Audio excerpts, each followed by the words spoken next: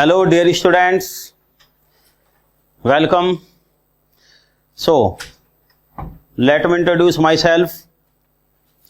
It is my brief introduction. Myself Kaisar Hafiz, XIES, Managing Director, Engineer Zone.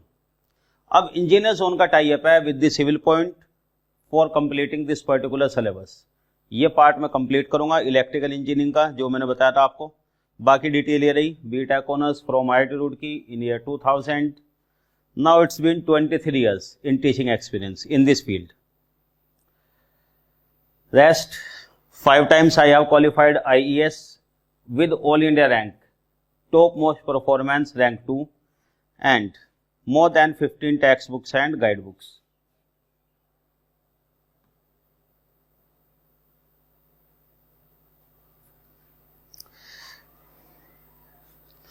तो चलिए जरा शुरू करते हैं. देखिए एक्चुअली इसमें कवर करना है प्रिंसिपल ग्रेड 1 एंड 2 में मुझे इलेक्ट्रिकल इंजीनियरिंग का पोर्शन, ठीक है ना, वो मैं कवर करूंगा यहां पर. और मैंने अपने स्टूडेंट्स को भी कहा था कि ये वाला पोर्शन मैं कवर करूंगा, बाकी सिविल पॉइंट की फैकल्टीज हैं वो कवर करेंगे इसमें, ठीक है. तो चलिए जरा, तो भाई बात शुरू करते हैं थोड़ा सा सिलेबस के साथ.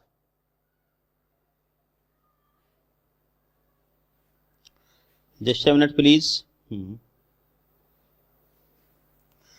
यस, देखो इसमें इलेक्ट्रिकल इंजीनियरिंग का जो पोर्शन है ये है बिल्कुल basic. For example, if I want to say for electrical and electronics student, जो स्टूडेंट इलेक्ट्रिकल इलेक्ट्रॉनिक्स के हैं उनके लिए तो ये कहिए बहुत ही बेसिक है. खास तौर से इलेक्ट्रिकल वालों के लिए बिल्कुल बेसिक चीजें हैं. अगर थोड़ा बहुत भी हल्का फुल्का रिवीजन कर लें तो श्योरली इसमें बढ़िया मार्क्स ला सकते हैं. जैसे today subject Nalin Anare, it's electrical engineering portion. देखो दिस वन, इसमें रहेगा बड़ा बेसिक इलेक्ट्रिकल वालों के लिए. तो जैसे कि इस पोर्शन में से 10 क्वेश्चंस आने हैं ऑफ 3 मार्क्स ईच, तो total 30 marks. Negative marking 1/3 means for each wrong it is -1. Negative marking भी है साथ साथ. तो खैर, अब ये जो 10 क्वेश्चन है 3 मार्क्स ईच, इसमें से टारगेट क्या बनाना है. इलेक्ट्रिकल इंजीनियरिंग के लिए मेरा कहना है 100% स्कोर, 30 मार्क्स पूरे के पूरे आपको मिलने चाहिए, कोई गुंजाइश नहीं. इतना बेसिक सिलेबस है, सिंपल क्वेश्चन आते हैं बिल्कुल 1 लाइनर, तो पूरा स्कोर करना चाहिए. फॉर इलेक्ट्रॉनिक्स उनको चलो मैं लीवरेज दे सकता हूं, छूट दे सकता हूं कि एक क्वेश्चन अगर छूट भी जाए 9 क्वेश्चन का, तो लेकिन 10 ही हो जाएगा. बहुत बेसिक सी चीज है ये वाला.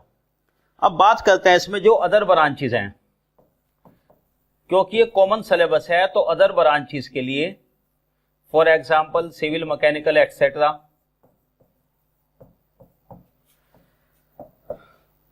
तो देखिए एक्चुअली वैसे तो सिलेबस आप देख चुके होंगे. जनरल इंजीनियरिंग का तरीका ये होता है, जनरल इंजीनियरिंग जब आती है कोई से में भी, जैसे आपने देखा होगा ना वोटिंग पैटर्न, पॉलिटिक्स के बाद घूम फिर कर आई जाती है कहीं से, और खासतौर से हमारे नॉर्थ इंडिया की बात करते हैं, जब हमारे यूपी की और यहाँ MP की जब बात कर रहे हैं ऐसे. देखो एक्चुअली इलेक्शन में कहते हैं ना, जीत के लिए क्या होता है, अपने वोट बैंक को इंटैक्ट रखना और दूसरे के वोट बैंक में सेंध लगानी है. मतलब यहां भी वही है, जो अपना सिलेबस है, जो सिविल वालों का सिलेबस है, जो इलेक्ट्रिकल का सिलेबस है, अपने अपने सिलेबस में पूरा स्कोर करें और दूसरे के सिलेबस में जितना मैक्सिमम सेंधमारी कर सकते हैं. कहने का मतलब है कि उसमें जितने नंबर ला सकते हैं ये सही. तो सिविल मैकेनिकल के लिए मेरा मानना है, देखिए इसमें सिलेबस तो बहुत बेसिक है, बस आप लोगों को 12th लेवल की कंसेप्ट थोड़ा बहुत आनी चाहिए, 10th और 12th लेवल की. इलेक्ट्रिकल से रिलेटेड जो भी कंसेप्ट है 10th और 12th लेवल की, वो अगर आप जानते हैं सिविल मैकेनिकल वाले, तो भाई बाकी चीजें यकीन मानो आपको इन अराउंड 80-90 आवर्स में मैं कंप्लीट करा दूंगा, ठीक है ना. इन 80-90 घंटे में सारी चीजें हो जाएंगी कवर. क्वेश्चन भी, थ्योरी भी, प्रैक्टिस क्वेश्चन कैसे आएंगे, शॉर्टकट कैसे आएंगे, सारी चीजें हो जाएंगी कवर. कोई जरूरत नहीं है आपको एल्स इधर उधर कोई सिलेबस सर्च करने की और किसी भी चीज की, ठीक है. तो इसके लिए मैं कह सकता हूं, देखो फिर भी कम से कम मेरा मानना है कि 7 क्वेश्चन तो आप कंप्लीट करेंगे, मतलब एग्जाम में 7 क्वेश्चन तो करके ही आए। चलो भाई 2-3 क्वेश्चन दूसरा सिलेबस है, ये नहीं कर पा रहे किसी वजह से, लेकिन कम से कम इतने नंबर तो लेकर ही आए। हालांकि कोशिश तो रहेगी भाई सारे क्वेश्चन करें आप इसमें, ठीक है। अच्छा, अब इसमें देखो बहुत बेसिक है सिलेबस जो है, क्वेश्चंस जो आते हैं इसमें बेसिक्स कंसेप्ट पर हैं। 1 लाइनर क्वेश्चन है। 1 लाइनर का मतलब ये नहीं है कि क्वेश्चन ही 1 लाइन का होगा, मेरा मतलब आंसर 1 लाइन का हो जाएगा। हाँ, ऐसा नहीं है कि रटने वाला क्वेश्चन है, थोड़ा सा कंसेप्ट लेवल कंसेप्चुअल क्वेश्चन भी आता है कि कंसेप्ट लग रही। और जहां तक बात है न्यूमेरिकल्स की, न्यूमेरिकल की जहां तक बात है, न्यूमेरिकल इस तरीके का आएगा जिसमें कैलकुलेटर के बिना सोल्व हो जाए। अगर कैलकुलेटर के बिना सोल्व हो रहा है तो ये तो साफ साफ है कि कैलकुलेशन तो टिपिकल होगी नहीं, ठीक है ना, हल्के फुल्के कैलकुलेशन से सोल्व हो जाएगा क्वेश्चन ये वाला। और देखो क्योंकि ये पिछला एग्जाम जो आया था ईयर 98 में आया था, इट्स बीन 25 ईयर्स, ठीक है ना।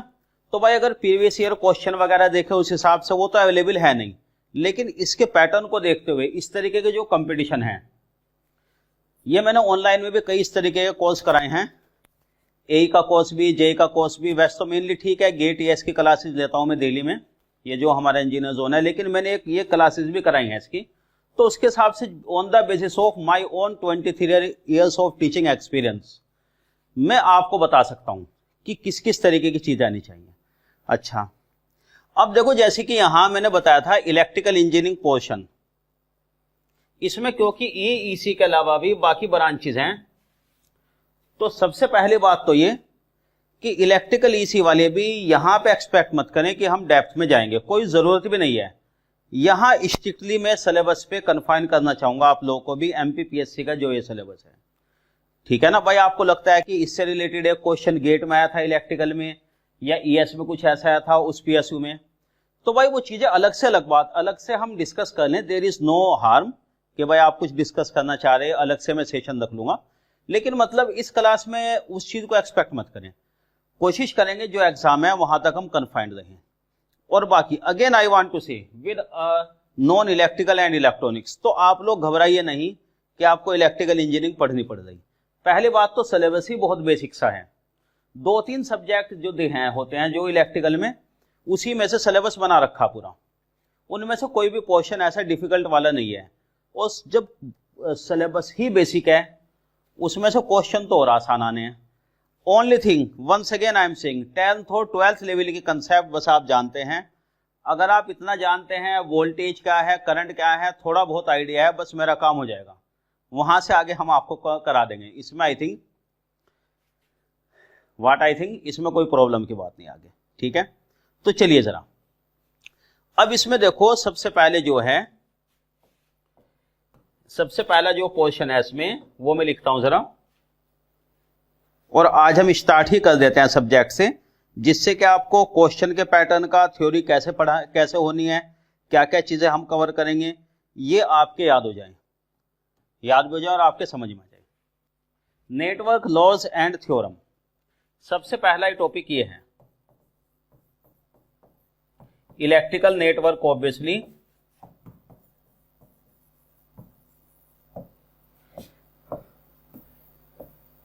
नेटवर्क लॉज में basically basic element KVL KCL, ध्यान आया कुछ, Kirchhoff voltage law, Kirchhoff current law, आज इसी चीज को कवर करेंगे हम। तो मैं पहले आपको जरा इसके बेसिक बता दूं, और हाँ what ever be your queries, आप लोग क्वेश्चन पूछते रहिए, क्योंकि ये चीज तो मैं जानता हूं इसमें ऑब्वियसली डाउट भी आएंगे आपके, और लाइव क्लास की ब्यूटी ये होती है कि साथ साथ आप लोग क्वेश्चन अपने टाइप करते जाएं, उसी हिसाब से हम आंसर करेंगे, ठीक है ना। और बेसिकली टुडेज इंटरेक्शन, जैसे कि हमारा पहला भी इंटरेक्शन है, तो थोड़ा सा देखो क्या होता है, इसमें कुछ अंदाजा भी हो जाता है, आप भी थोड़ा सा फैमिलियर हो जाते हैं हमारी टीचिंग स्टाइल से कि क्या क्या चीज कवर कराने हैं ट्यूनिंग बनाने में। और मोर ओवर हम भी ये कहना है कि स्टूडेंट की रिक्वायरमेंट से ट्यून्ड हो जाते हैं, कि हमें भी अंदाजा हो जाता है थोड़ा सा कि भाई स्टूडेंट क्या चीज चाहते हैं, कहाँ कहाँ डाउट आ रहे, तो ऑब्वियसली ठीक है। इसलिए बी वेरी फ्रैंक, क्वेश्चन वगैरह आपके हैं, जो भी डाउट आए वो आप डिस्कस करें। तो देखो नेटवर्क में बेसिक डिस्कस करते हैं आज, बिल्कुल नेटवर्क के बेसिक। जैसे ओम्स लॉ, ध्यान है ओम्स लॉ? कुछ नाम तो आपके जरूर ध्यान होगा, कहते हैं ना, नाम तो सुना ही होगा। तो भाई क्या है ohmic law? Ohm's law represent करता है V equal to I are.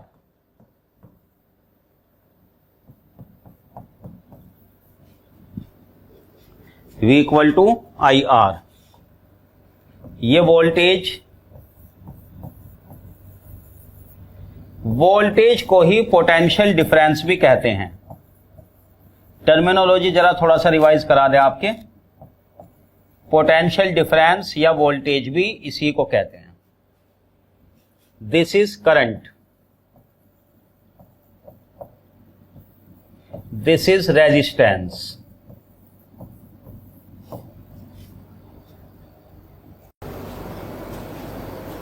ठीक है, ये भी ध्यान रखना, कई क्वेश्चन आपको सिंपली यूनिट वाले मिल जाएंगे। इसकी यूनिट क्या होती है? वोल्ट में। इसकी यूनिट होती है एम्पियर में, और इसकी यूनिट होती है ओम्स में, जिसको रिप्रेजेंट करते हैं ऐसे, ओम्स। ये यूनिट है इसकी।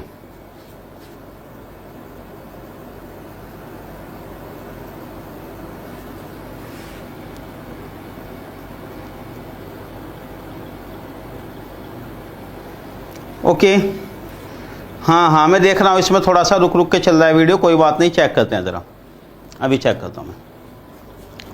तो खैर, वोल्ट एम्पियर ओम्स लॉ। अब ज़रा इसके बारे में थोड़ा सा रिकॉल करा दें। देखिए पहले current,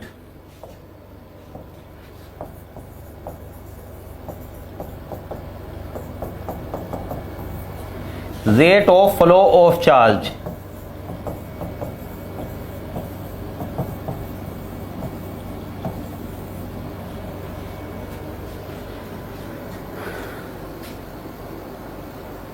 rate of flow of charge. ठीक है, अभी करते हैं इसको check. Current means rate of flow of charge, जब चार्ज फ्लो होता है, चार्ज फ्लो होता है उसका रेट। फॉर एग्जांपल सुनिए, जैसे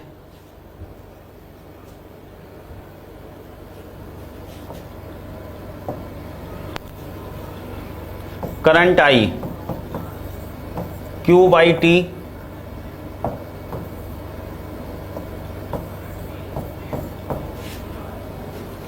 करंट का मीनिंग क्या होता है? जब चार्ज फ्लो हो रहा हो, ठीक है ना, चार्ज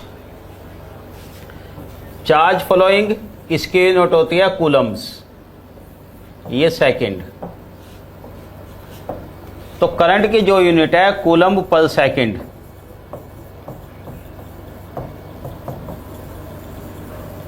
ये आ जाएगा ampere. Coulomb per second means ampere.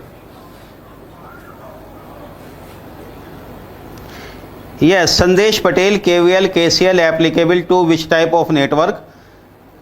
Distributed type में भी एप्लीकेबल होंगे, लंप्ड और कंसेंट्रेटेड में भी एप्लीकेबल होंगे, साथ ही साथ लीनियर नेटवर्क कोई सा भी हो उसमें एप्लीकेबल होता है। लीनियर नेटवर्क में भी एप्लीकेबल होता है, ठीक है, डिस्ट्रीब्यूटेड है, कंसेंट्रेटेड है, कोई भी, और नॉन लीनियर में भी एप्लीकेबल होते हैं। समझ गए आप केवीएल केसीएल के बारे में? उसमें भी एप्लीकेबल होंगे। केवीएल केसीएल पे मैं आ जाऊं तो आपको बता देता हूं कैसे एप्लीकेबल होंगे। ओम्स लॉ वगैरह एप्लीकेबल नहीं होता नॉन लीनियर में, लेकिन केवीएल केसीएल एप्लीकेबल हो जाते हैं। ठीक है, चलिए खैर अब चलते हैं आगे, फिर आपको बता देंगे साथ साथ। हाँ सुनिए ज़रा, देखो भाई, जैसे ये समझ लो आप, ये कंडक्टर है कोई,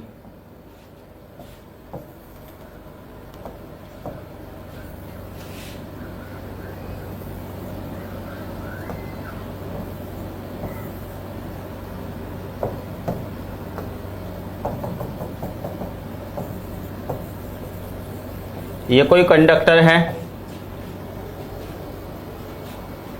for example charge is flowing,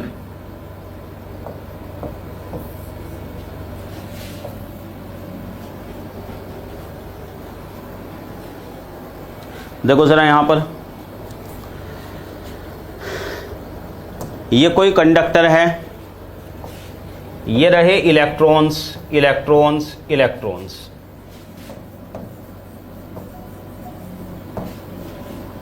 ये इलेक्ट्रॉन्स हैं, ठीक है।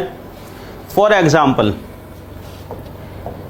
इलेक्ट्रॉन्स आर मूविंग, यहां पर इलेक्ट्रॉन लगातार मूव कर रहे, जरा सुनिए, इलेक्ट्रॉन्स आर मूविंग, ये मूव कर रहे इलेक्ट्रॉन। एक इलेक्ट्रॉन पे कितना चार्ज होता है, ध्यान दिलाओ जरा, इलेक्ट्रॉनिक चार्ज ध्यान आया? जस्ट 1-2 घंटे में सारे के सारे कंसेप्ट रिवाइज हो जाएंगे, ये वाले बहुत बेसिक से। इलेक्ट्रिकल इलेक्ट्रॉनिक्स वालों को तो जरूरत पड़ती नहीं इनकी रिवीजन की, लेकिन भाई नॉन इलेक्ट्रिकल्स को जरूरत पड़ेगी, तो जरा बता देते हैं। कूलम्ब, एक इलेक्ट्रॉन पे ये वाला चार्ज होता है, ध्यान आया, नेगेटिव चार्ज। तो इलेक्ट्रॉन मूव कर रहे, जैसे बहुत सारे इलेक्ट्रॉन मूव कर रहे, अगर यहां पे देखो किसी एक जगह, यहां से गिनो आप कि हर सेकंड में कितने इलेक्ट्रॉन फ्लो हुए, कितना चार्ज फ्लो हो रहा है। जैसे आपने ऑब्जर्व किया कि 10 सेकंड में, 10 सेकंड के इंटरवल में इतने इलेक्ट्रॉन गए कि चार्ज यहां से फ्लो हो गया, for example 20 coulomb. Large number of electrons moving, और टाइम डेल्टा टी में कितना चार्ज मूव कर गया, 20 कूलम। तो करंट की जो वैल्यू आ जाएगी delta Q by delta T पर सेकंड में। 20 कूलम चार्ज, इतने सारे इलेक्ट्रॉन है कि 20 कूलम चार्ज 10 सेकंड में, तो कितनी करंट, 2 कूलम पर सेकंड, इसी को कहा जाता है एम्पियर। बताओ ध्यान आया नहीं, एम्पियर से फैमिलियर हुए या नहीं, चार्ज से तो फैमिलियर थे ही, ये वाला करंट एम्पियर में। दूसरी बात, ये तो हो गई करंट। दूसरी बात, अब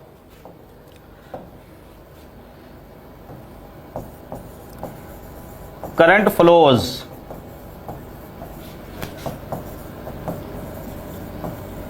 in the direction of positive charge. ये स्टैंडर्ड कन्वेंशन है, ध्यान रखना, कभी कभी ऐसे स्टेटमेंट पूछ लेते हैं।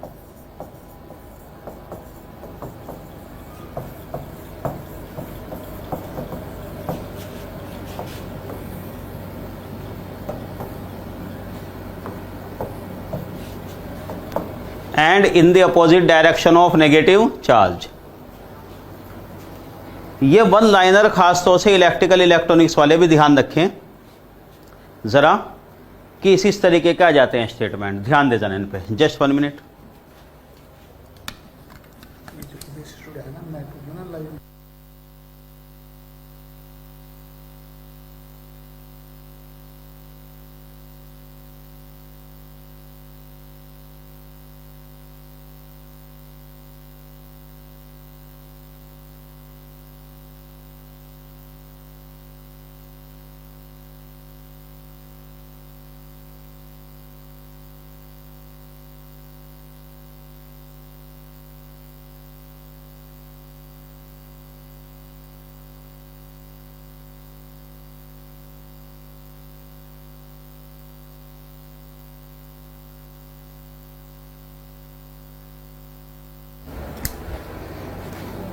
ओके,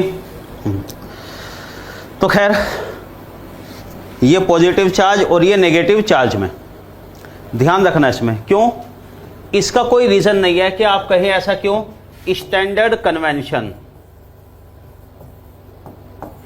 ये स्टैंडर्ड कन्वेंशन है केवल, जो मान के चला जाता है करंट के डायरेक्शन को ऐसे ही एज्यूम किया गया, तो ठीक है।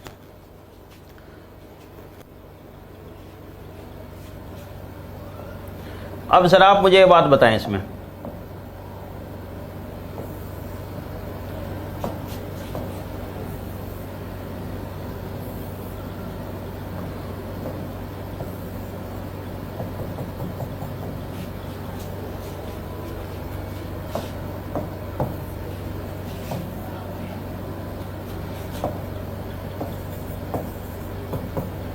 Delta Q plus 50 coulomb.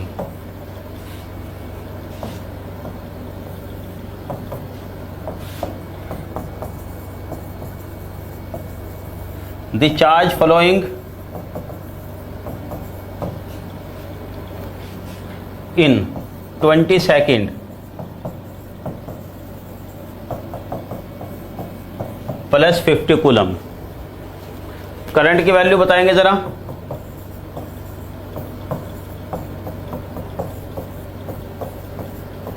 To 2.5 coulomb पर सेकेंड एम्पियर।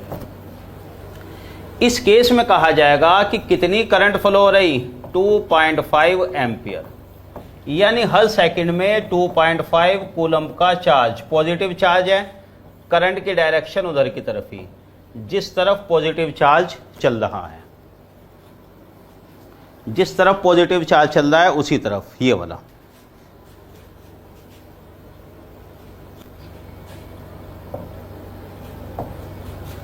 ये वाला क्वेश्चन देखो,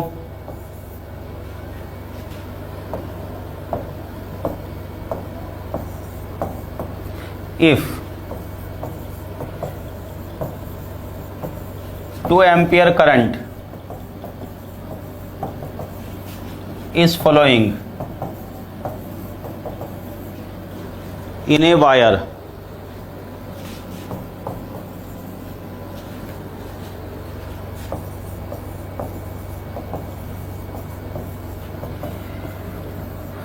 the number of electrons moving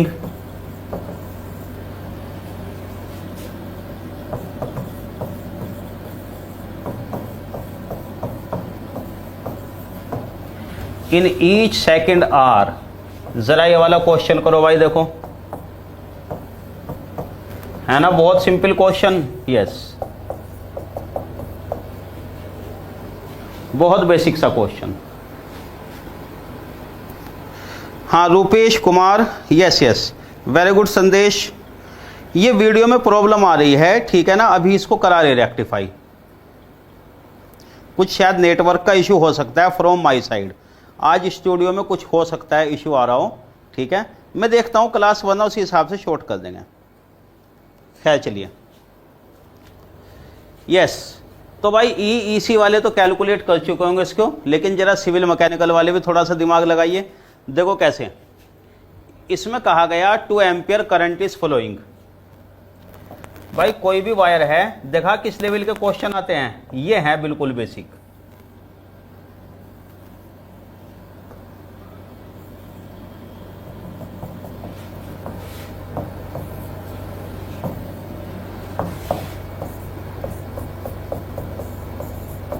two ampere, इससे आपको अंदाजा होगा किस टाइप के क्वेश्चन आएंगे, ठीक है ना, सिंपल वाले।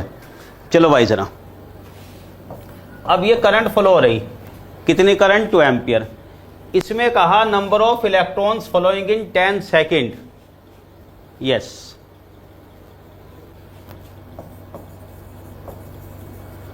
चार्ज फ्लोइंग इन 10 सेकेंड, किसी भी टाइम इंटरवल 10 सेकेंड में कितना चार्ज फ्लो होगा,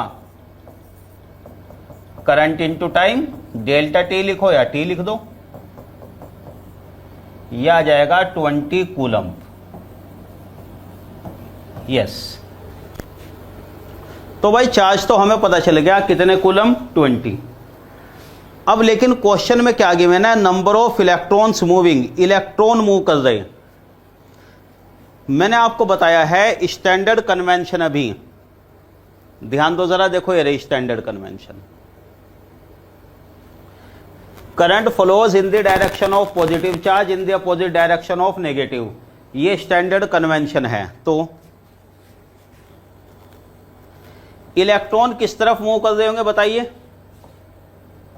yes, large number of electron, एक इलेक्ट्रॉन का चार्ज तो बहुत कम, it means electrons are moving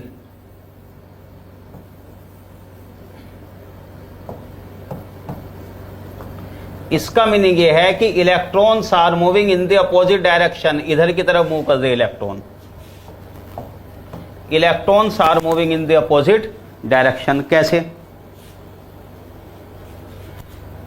electronic charge कितना है, एक इलेक्ट्रॉन का चार्ज,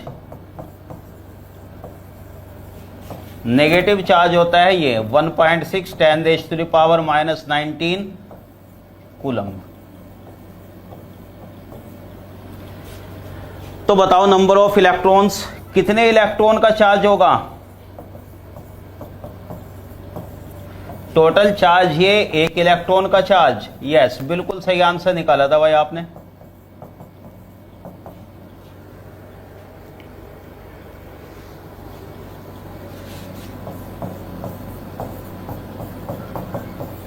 (10⁻20). अब इसमें देखो ऑप्शन कैसे बनते हैं, मैंने जानबूझ के ऑप्शन शुरू में नहीं लिखे थे। यस यस, यही कैलकुलेशन अंदाजा लगा लो, सिंपल वाली कैलकुलेशन है।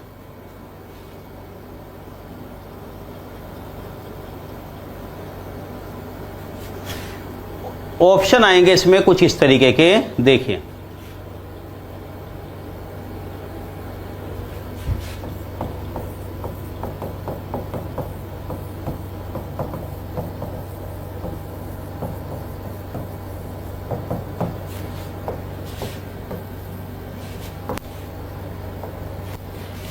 in the direction of current,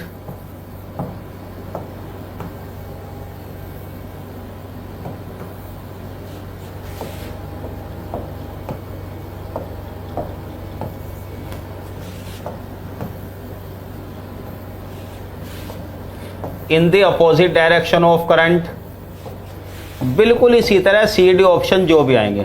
तो यहां ये भी ध्यान रखना है, बस ये सिंपली आंसर हो जाएगा। चलते हैं खैर आगे। तो मेरे ख्याल से कूलम्ब है, एम्पियर है, करंट वगैरह इस चीज़ से थोड़ा सा फैमिलियर हो गए होंगे, अब तक कुछ रिवीजन हो गया होगा। आगे चलते हैं।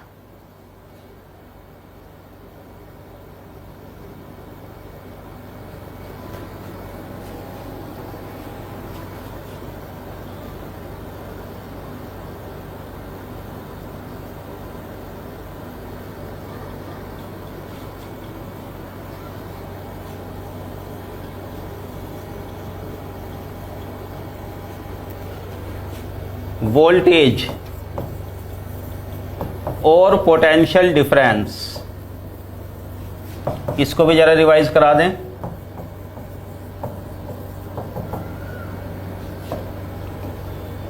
वोल्टेज या पोटेंशियल डिफरेंस,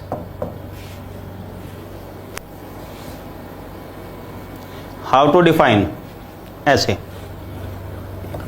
ये दो पॉइंट है जैसे ए और बी,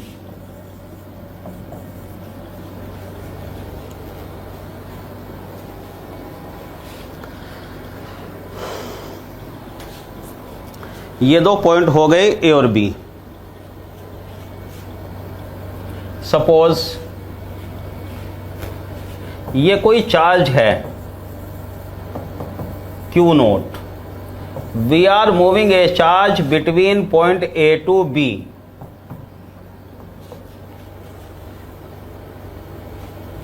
देखो भाई जरा, वर्क डन,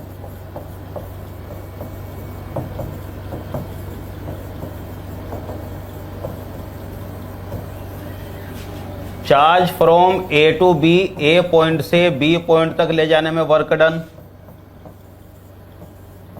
WAB। अगर चार्ज Q नोट को, yes, difference between voltage and EMF, very good question, बता देता हूं अभी, रुकिए जरा, अभी बताते हैं, वो उसी पे आएंगे हम इसके बाद, EMF को यहां पे और पोटेंशियल डिफरेंस में। सुनिए, work done in moving charge from point A to point B, अगर ये है वर्क डन AB जूल्स में, ये वर्क डन है जूल्स में,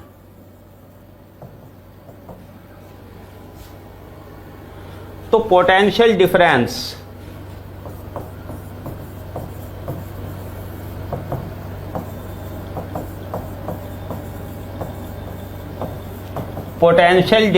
बिटवीन A एंड B, देखो इसे लिखा जाता है VAB, VA minus VB। Work done A से B तक ले जाने के लिए डिवाइडेड बाई चार्ज, तो पोटेंशियल डिफरेंस का मतलब हो गया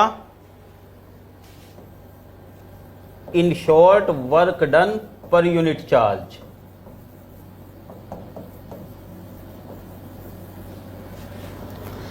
अगर चार्ज को मूव कराने में वर्क डन, हमें काम करना पड़ेगा ऑब्वियसली, अपने आप तो मूव नहीं करता चार्ज, ठीक है। ये जो वर्क डन आएगा पर यूनिट चार्ज, ये होता है पोटेंशियल डिफरेंस, जिसको वोल्टेज भी कहते हैं। यूनिट क्या होगी इसकी भाई? जूल पर कूलम्ब, इसी को कहते हैं वोल्ट। जूल पर कूलम्ब वोल्ट।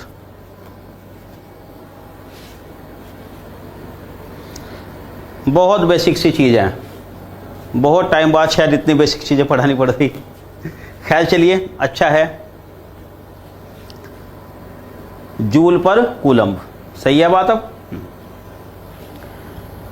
मैं वोल्टेज में और ईएमएफ में डिफरेंस अभी बताऊंगा। क्या नाम है आपका? हाँ, पटेल। थोड़ा सा वेट करो, बस वो चीज डिस्कस करने हमें। अच्छा क्वेश्चन है आपका। गुड टू सी कि आप लोग ठीक है आंसर दे रहे हैं। जूल पर कूलम्ब जिसे कहते हैं हम वोल्ट, ये होता है पोटेंशियल डिफरेंस, ठीक है। कहाँ से आता है, कैसे आता है, उस डिटेल में मैं नहीं जाना हूँ, क्योंकि उसकी ज़रूरत भी नहीं है। ऐसे रिवीजन करा देते हैं आपको, ठीक है। अच्छा, ये तो हो गया वोल्टेज के बारे में। अब आप कहें अलग अलग पोटेंशियल क्या होगा? सुनो ध्यान से। किसी एक पॉइंट पे पोटेंशियल डिफाइन नहीं होता। पोटेंशियल किसी एक पॉइंट पर डिफाइन नहीं होता।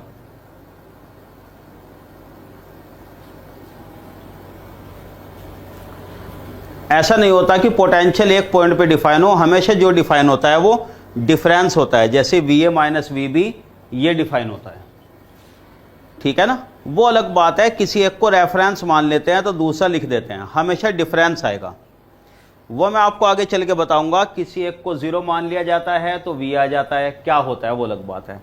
इसलिए डिफरेंस ही डिफाइन होता है, ये डिफाइन नहीं होता इसमें। हाँ, जरा इसमें question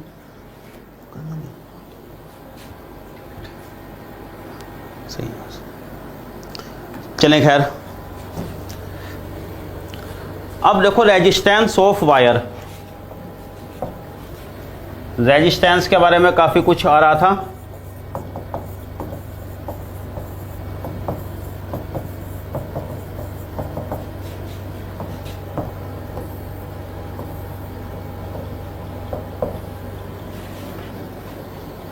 resistance of wire.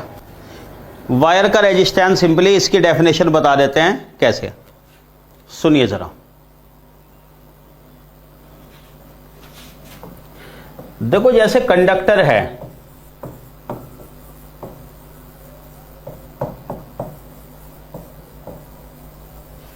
Conductor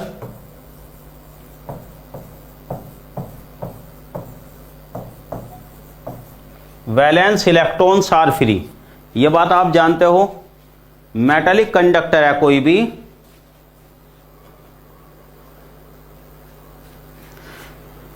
हाँ शैलेंद्र भाई, क्लास शुरू से देखना, इंट्रोडक्शन बता दिया था, नाम नहीं, अब जरा काम देख लो थोड़ा।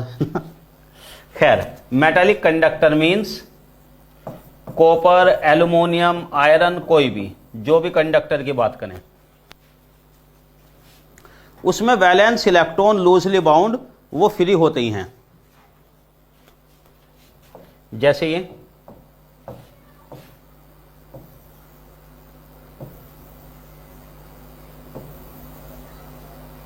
ये रहा न्यूक्लियस अंदर,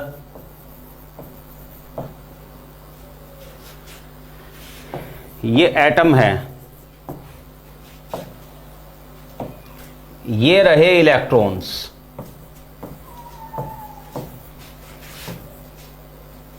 ये वाला है वैलेंस, सबसे बाहर की शेल का इलेक्ट्रॉन। ओके, इसका फोर्स न्यूक्लियस से इतना कम होता है, ध्यान दो जरा, मेटालिक कंडक्टर में क्या होता है एक्चुअली, ये वन लाइनर स्टेटमेंट में आ जाते हैं कई बार। जैसे मैंने आपको बताया ना, कंसिडर द फॉलोइंग स्टेटमेंट। सुनो एक बात और, हाँ, हर एक चीज के बारे में ABCD ऑप्शन बना के लिखना, क्वेश्चन लगाना, स्लाइड लगाना, देखो पॉसिबल नहीं।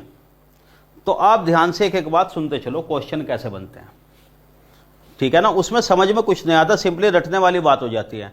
जो स्लाइड लगा के टीचिंग कराते हैं, ठीक है भाई, हर आदमी का अपना अपना तरीका, लेकिन मुझे पसंद नहीं पर्सनली, क्योंकि रटाना नहीं है आपको। ध्यान दो, मैं नहीं चाहता आपको रटाए कोई चीज़। जो स्लाइड में पॉइंट दिखा रही है कि बस इन्हें याद कर लो, इनमें से क्वेश्चन मिल जाएंगे ये और वो, थोड़ा सा समझ लो बेसिक चीज़ें। तो खैर,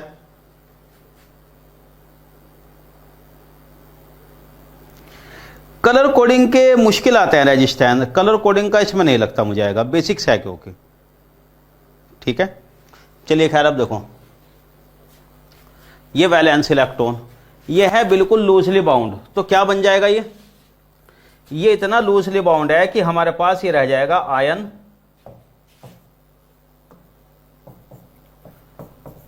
positive ion and free electron. Positive ion और फ्री इलेक्ट्रॉन होते हैं मेटेलिक कंडक्टर में, ये लगभग फ्री हो जाता है न्यूक्लियस से लूजली बाउंड। चलिए खैर, अब देखो यहां पर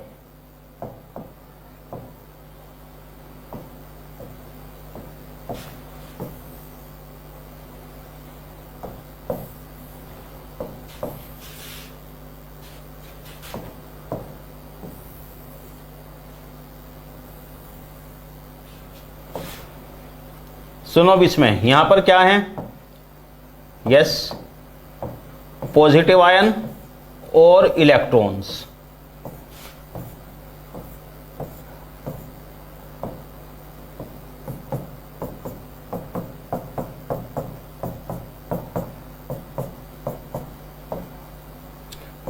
और साथ में इलेक्ट्रॉन ये रहे।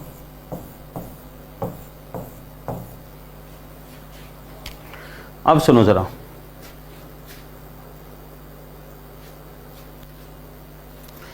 देखो जरा, अगर यहां पर वोल्टेज अप्लाई कर दिया जाए बैटरी से,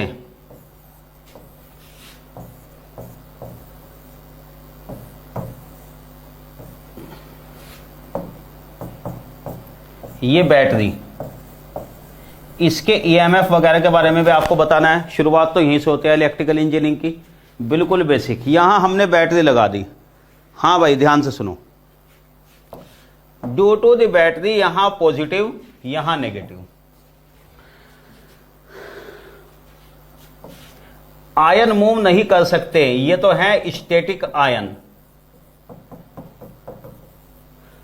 एटम या आयन सॉलिड स्टेट में, सॉलिड कंडक्टर में मूव नहीं कर सकते आराम से, ये तो मूव करेंगे नहीं।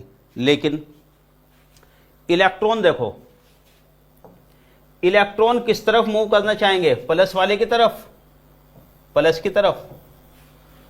माइनस से रिपल्शन, इलेक्ट्रॉन का चार्ज नेगेटिव, सेम चार्ज का मतलब रिपल्शन, और अपोजिट चार्ज अट्रैक्शन। नेगेटिव की वजह से रिपल्शन इधर की तरफ मूव करेगा, ये रहा, इलेक्ट्रॉन इधर जा रहे प्लस की तरफ, ऐसे। देन अब इसमें आप एक बात सुनिए, जैसे कि इनसाइड द कंडक्टर, चलो खैर, ये करंट फ्लो होगी ऐसे इधर की तरफ, ये इलेक्ट्रॉन है, करंट की डायरेक्शन अपोजिट टू दिस, ये रही करंट की direction. Current is flowing in the opposite direction,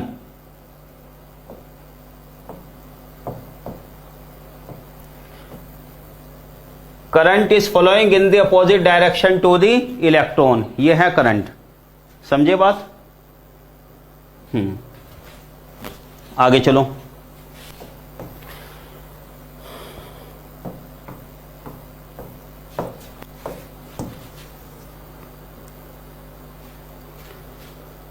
ये फ्लो हो रही करंट। अब इसमें अगर आप किसी भी एक इलेक्ट्रॉन का मूवमेंट देखो, किसी एक इलेक्ट्रॉन का मूवमेंट देखो जरा, जब ये इलेक्ट्रॉन मूव करेगा ये कोलाइड भी करेगा आयन से, यहां टकराएगा, फिर यहां टकराएगा, फिर यहां आएगा। इलेक्ट्रॉन के लिए एकदम एक्सप्रेस वे तो अवेलेबल है नहीं कि इलेक्ट्रॉन स्ट्रेट फॉरवर्ड चला जाए। भाई इलेक्ट्रॉन टकराएगा ना आयन वगैरह से, जब ही तो जाएगा इधर, स्ट्रेट फॉरवर्ड पाथ नहीं है। कोई से भी इलेक्ट्रॉन को कंसिडर कर लो, ऐसे आया, ये कोलाइड किया, ये कोलाइड किया, फिर ये। जब करंट फ्लो होती है कंडक्टर में, इलेक्ट्रॉन को कोलाइड करना पड़ता है, टकराना पड़ता है अंदर आयन से, ठीक है।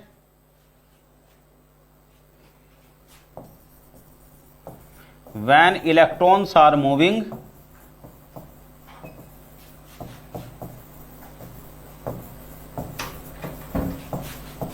they remain colliding with ions, यानी के एटम्स जो आयन बन गए। इसका मतलब यह है कि इलेक्ट्रॉन के मूवमेंट को अंदर कुछ रोकता है, एक कोलाइड करनी पड़ती है, टकरे मारने पड़ते हैं उसको, ठीक है ना।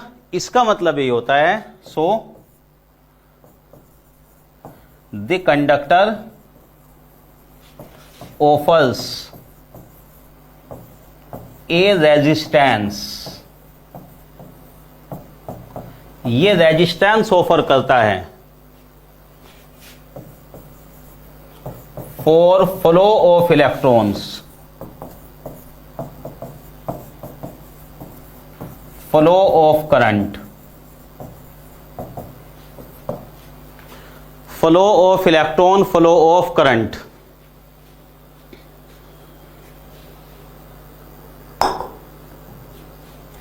रेजिस्टेंस का मतलब किसी चीज को अलाउ ना करना, किसी चीज को रोकना, हिचक होना।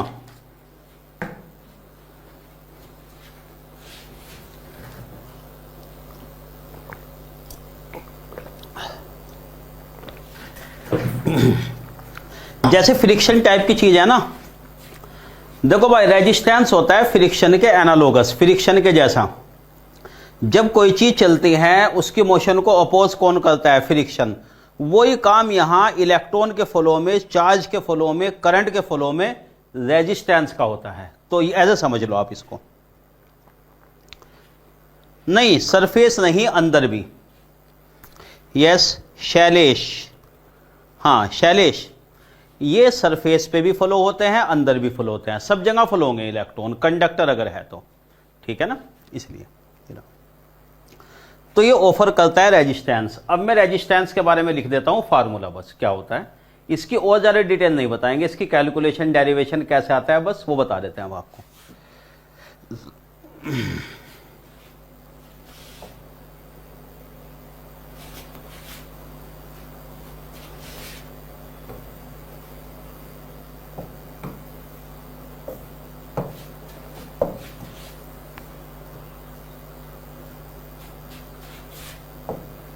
इसका रेजिस्टेंस देखो कितना आता है, length of the conductor L, ये लेंथ, कंडक्टिंग वायर की लेंथ, ये वाला एरिया क्रॉस सेक्शन वाला एरिया,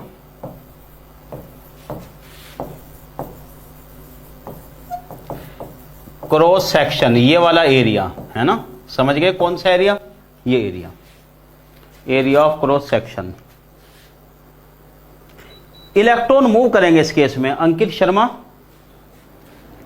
इलेक्ट्रॉन्स यहां पे मूव करेंगे लेकिन कोलाइड करते हुए मूव करेंगे। वाइब्रेट का मतलब तो ऐसा हो गया ना, इलेक्ट्रॉन गया और आया, ये ऐसे चल रहा है, इलेक्ट्रॉन चलेगा, टकराएगा, फिर टकराएगा, फिर चलेगा।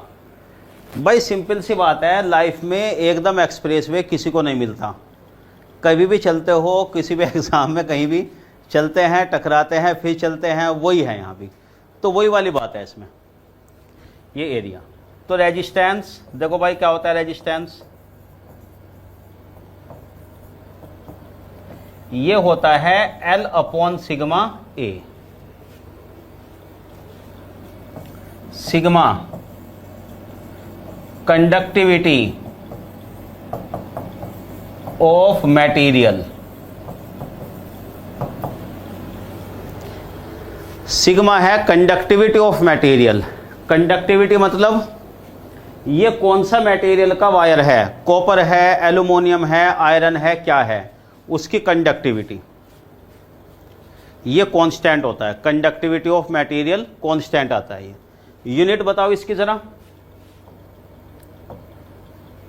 देखो सिग्मा हो गया R into A upon L.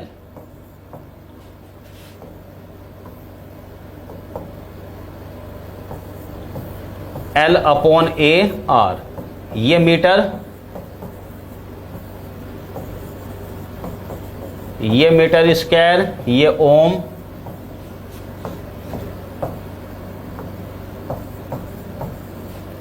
इसकी यूनिट होगी ओम इनवर्स मीटर इनवर्स।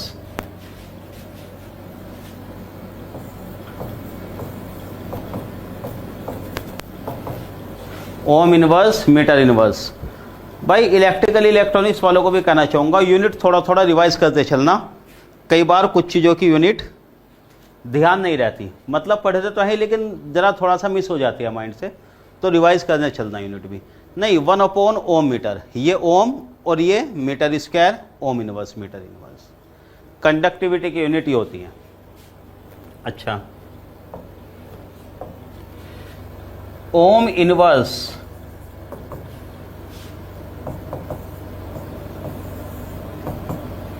इसको मोह भी लिखा जाता है, मोह,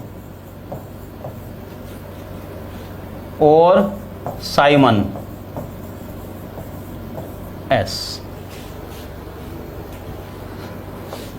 तो कंडक्टिविटी की यूनिट जो है ओम इनवर्स मीटर इनवर्स, इसको ऐसे भी लिखा जाता है मोह मीटर इनवर्स, या मोह पर मीटर, या साइमन पर मीटर। ओम इनवर्स को मोह भी लिखते हैं, उल्टा कर दो बिल्कुल इसमें।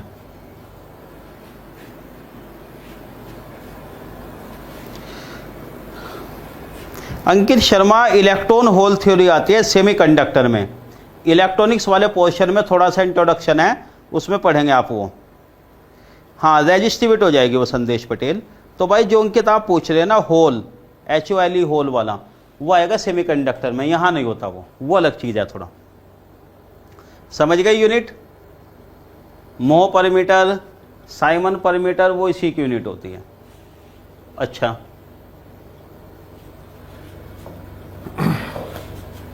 रेजिस्टिविटी ऑफ मटेरियल, इसी को कहा जाता है स्पेसिफिक रेजिस्टेंस।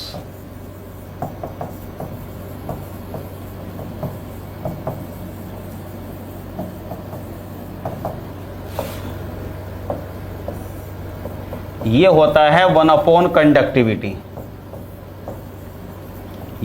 इसको कहते हैं, ये भी कांस्टेंट होता है। तो भाई रेजिस्टेंस को जैसे कि हम लिख रहे थे L अपॉन सिग्मा ए, इसी को लिखते हैं रो L अपॉन ए।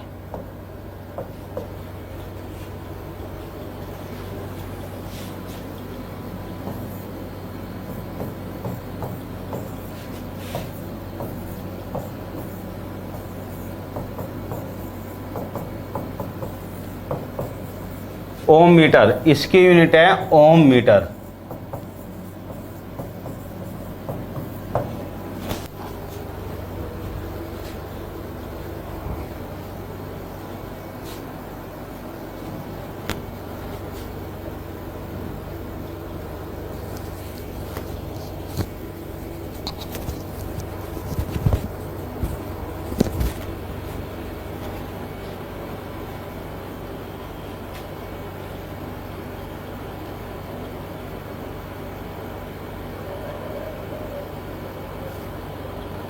ये रेजिस्टेंस का फार्मूला बन गया।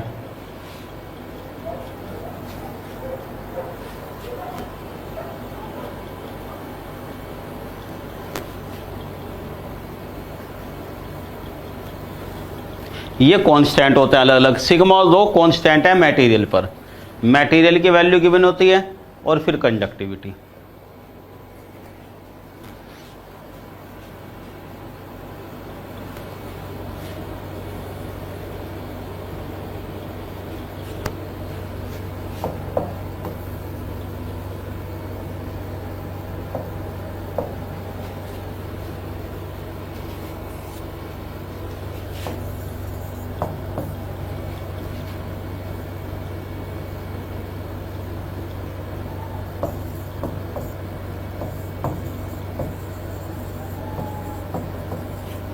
Ten metre long wire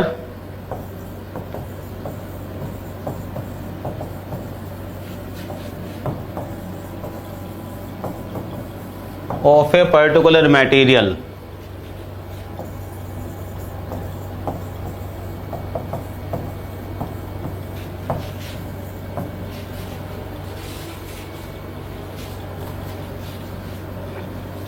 resistance of 20 ohm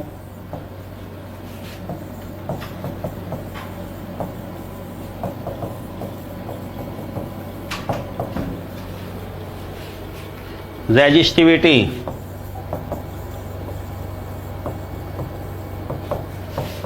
of material is ohm meter.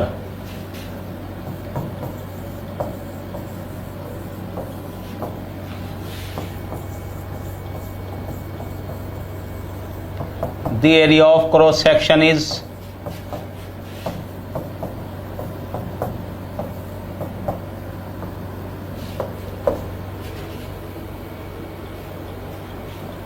करो भाई क्वेश्चन जरा ये वाला।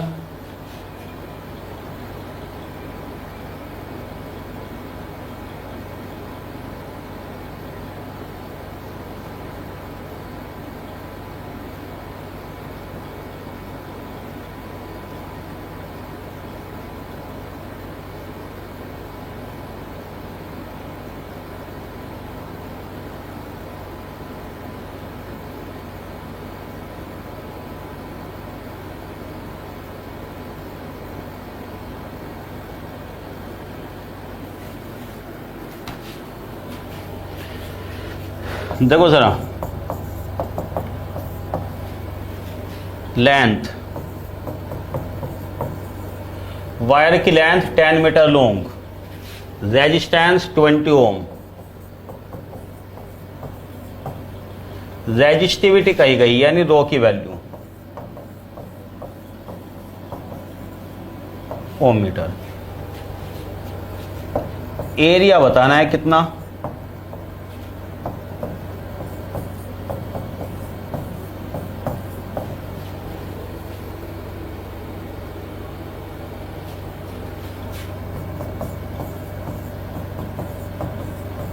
very simple.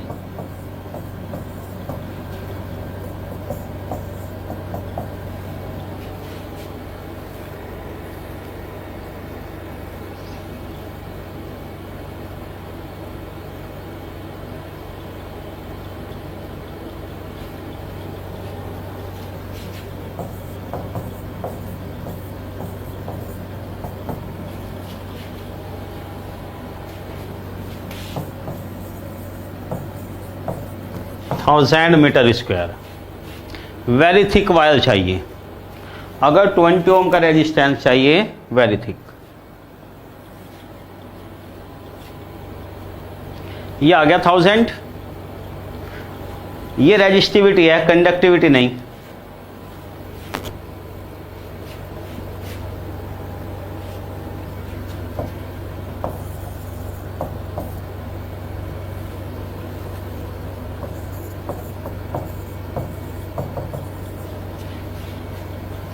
If a wire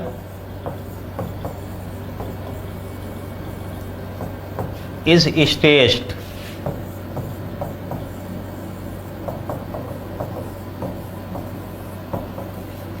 its length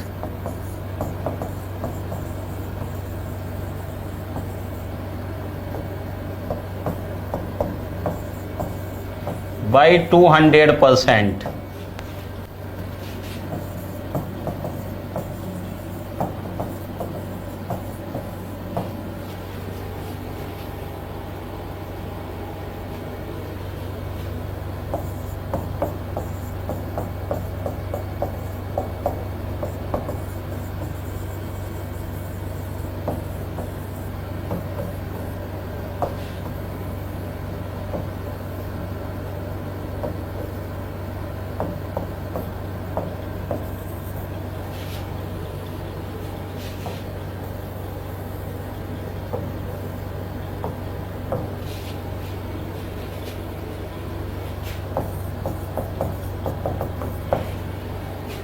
देखो जरा क्वेश्चन ये वाला,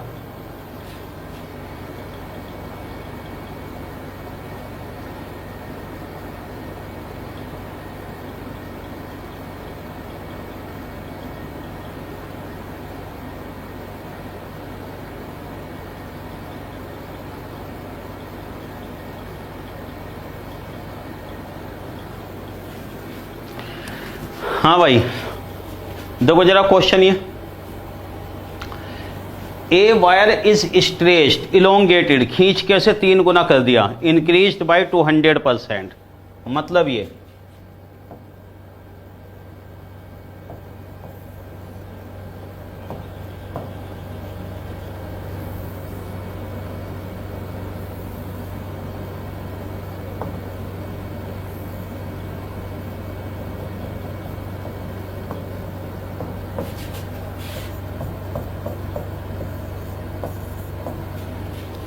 देखो जरा ये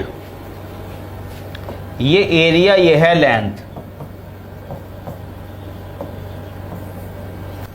resistance of this L upon sigma A, sigma is the conductivity, ये तो कांस्टेंट है, कंडक्टिविटी लिख लो या रेजिस्टिविटी। अब देखो क्वेश्चन में क्या कहा गया, क्वेश्चन में कहा गया वायर को खींच के कितनी इंक्रीज कर दी लेंथ, इंक्रीज्ड बाय 200%, मतलब ये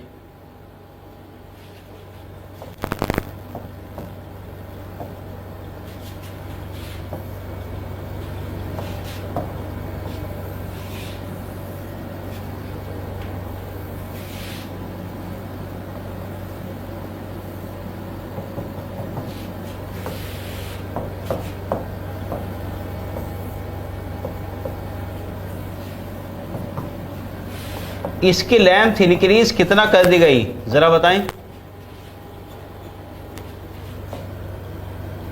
लेंथ L डैश इलोंगेट कर दिया गया L plus 200% of L, 3 times. Question में ऐसे नहीं कहा गया डायरेक्ट कि 3 गुना कर दिया, ये कहा गया 200%, 200% इंक्रीज, ये वाला। अब एक बात बताइए, जब इसे खींच देंगे भाई सीधी सी बात है, एरिया तो कम हो जाएगा ना, नेचुरल सी बात है, वायर को खींच के अगर इसकी लेंथ बढ़ा दी तो एरिया तो कम हो जाएगा ना इसका, क्यों?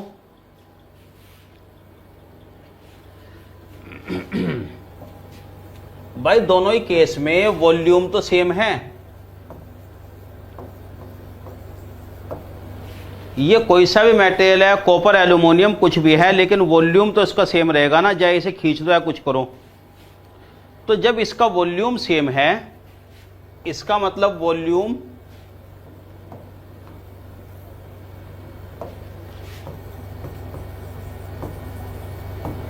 एरिया इंटू लेंथ, ए डैश एल डैश, ए इंटू एल। अगर लेंथ इसकी 3 गुना हो गई तो भाई एरिया कितना रह जाएगा, 1/3। यस, अब रेजिस्टेंस बता दो कितना आ गया।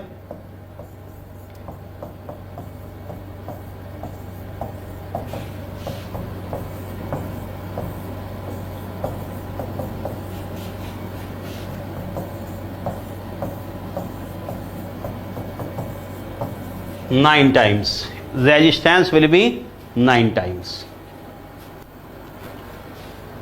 नहीं रवि, थोड़ा सा जल्दी कर गए भाई आप।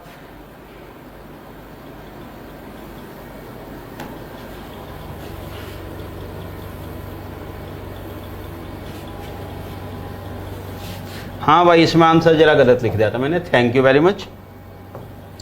10⁻⁻3। इस आंसर को करेक्ट कर लीजिए, 10 सेमी square. 1 metre equal to 100 centimetre, 1 metre square यानी 10⁻⁴ सेमी स्क्वायर। Thank you. वो आ भी रहा था बहुत ज़्यादा उस टाइम, जल्दी में लिख देते, सॉरी फॉर दैट। हाँ विवेक, थैंक यू। चलो भाई, रेजिस्टेंस कितना हो गया? 9 टाइम्स। तो बताओ चेंज कितना हुआ रेजिस्टेंस में? R dash minus R upon R into 100, 9R minus R upon R into 100, ये इंक्रीज हुआ 800% से, यानी कि इंक्रीज्ड बाई, ऐसे पूछा गया ना क्वेश्चन में, 800%। अब बताइए क्वेश्चन क्लियर है नहीं?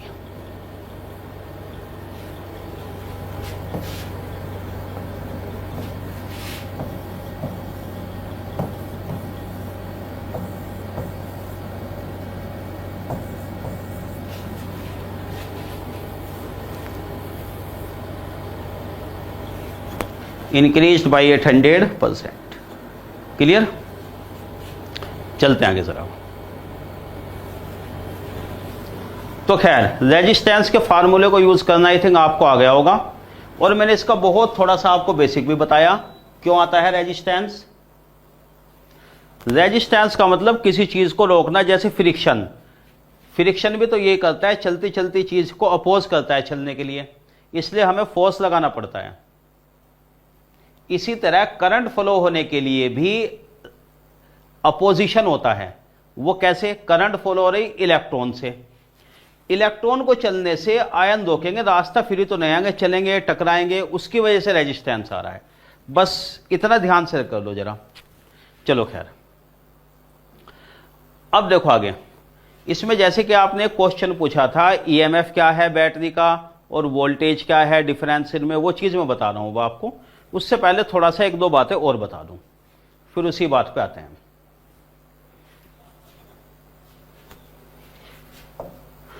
थोड़ा सा जरा ये चीज जान लीजिए।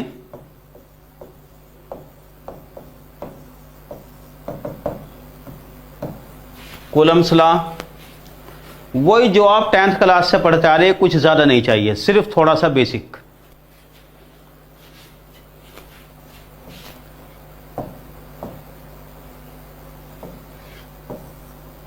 ये 2 point charge Q1 Q2 separated by distance R,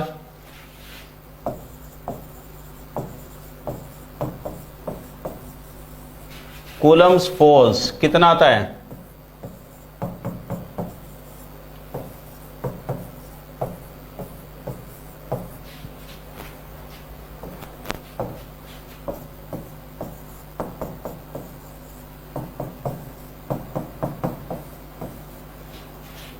ten raise to the power 9 epsilon 0 ही आ जाएगा।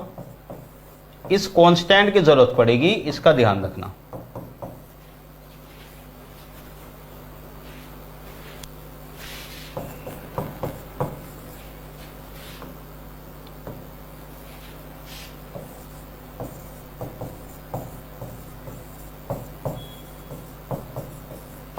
फैराड पर मीटर, इसे कहते हैं परमिटिविटी ऑफ फ्री स्पेस।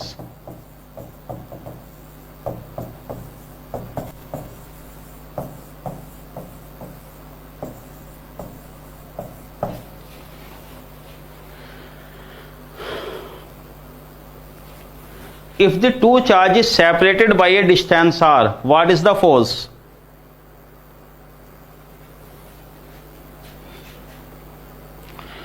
तो आई थिंक नॉन इलेक्ट्रिकल्स वालों की चीज़ें समझ में आ रही भाई, जरा बेसिक से हम चल रहे।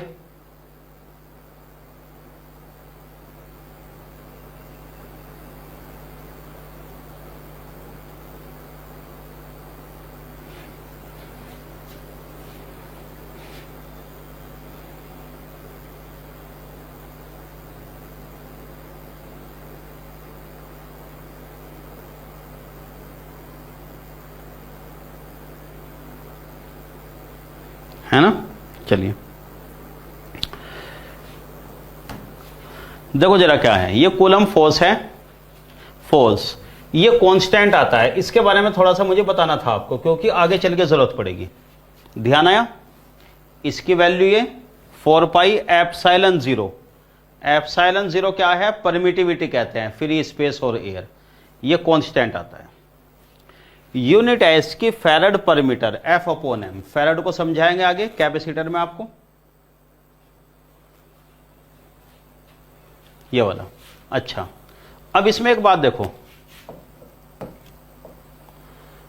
फोर सिमिलर चार्जेस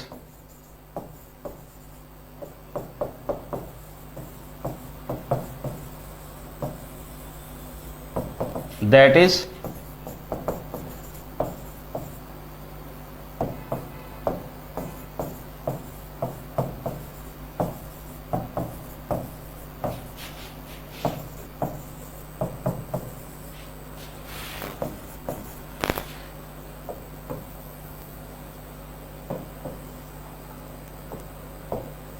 और बोथ आर नेगेटिव, या तो दोनों चार्ज पॉजिटिव हो या दोनों चार्ज नेगेटिव हो, यानी कि फोर्स विल बी पॉजिटिव, इसे कहते हैं रिपल्शन।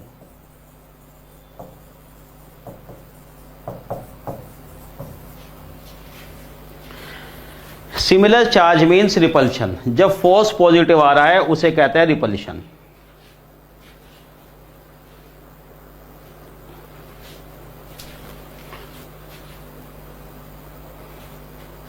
दोनों पॉजिटिव या दोनों नेगेटिव, प्रोडक्ट पॉजिटिव आ जाए, फोर्स पॉजिटिव, रिपल्शन, ये रूल। इसी तरह for opposite charges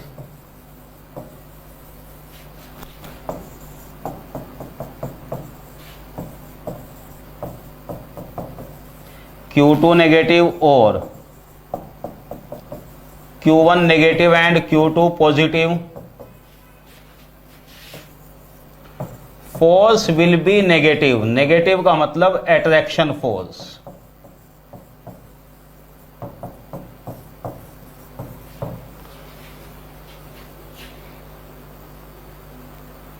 I hope you are able to recall कर पा रहे भाई ये?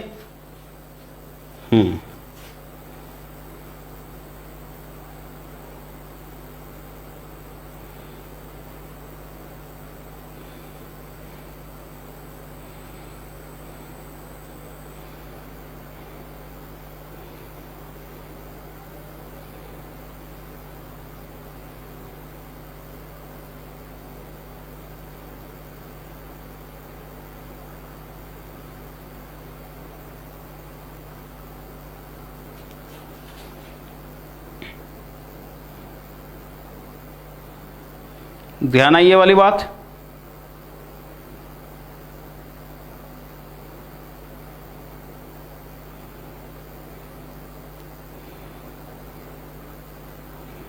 चलते आगे।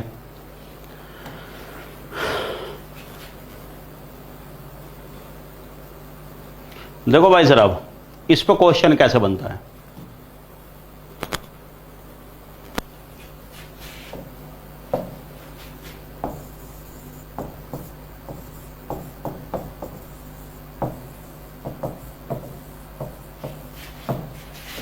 Distance between two charges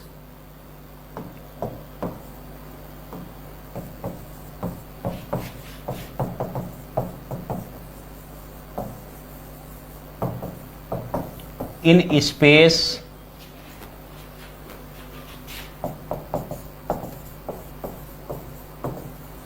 is doubled. The force between them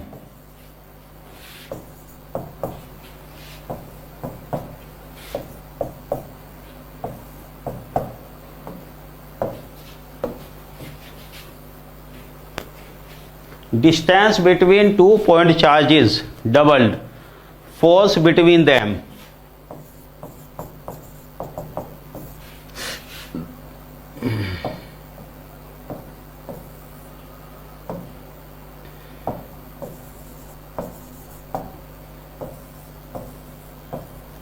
distance r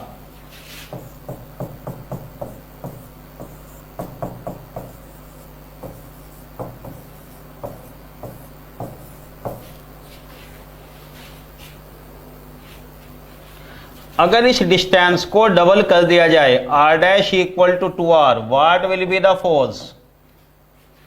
simple है, बताओ जरा कैलकुलेट करके।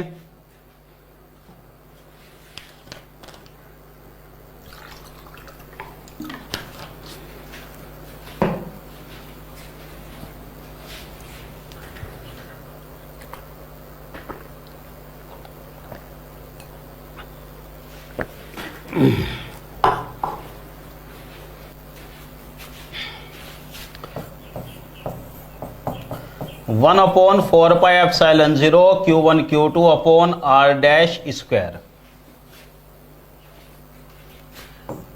f dash upon f, r upon r dash square.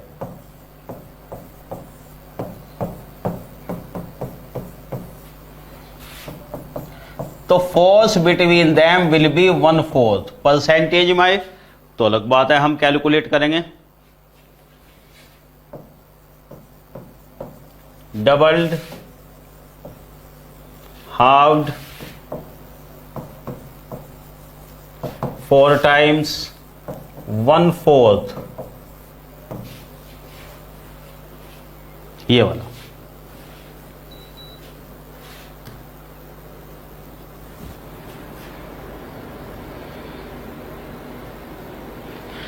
हाँ, रवि विश्वकर्मा, कुलम फोर्स। चलिए मैं बता देता हूँ आपको।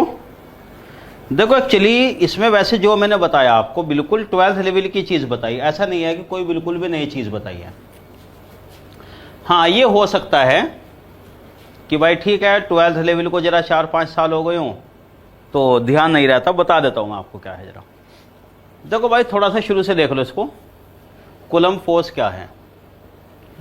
कूलम्स लॉ का मतलब यह है कि जो दो चार्ज होते हैं उनके बीच का फोर्स, ये फार्मूला होता है इसका। कूलम फोर्स का फार्मूला ये, चार्जेस की प्रोडक्ट आर स्क्वायर, ये आता है कांस्टेंट,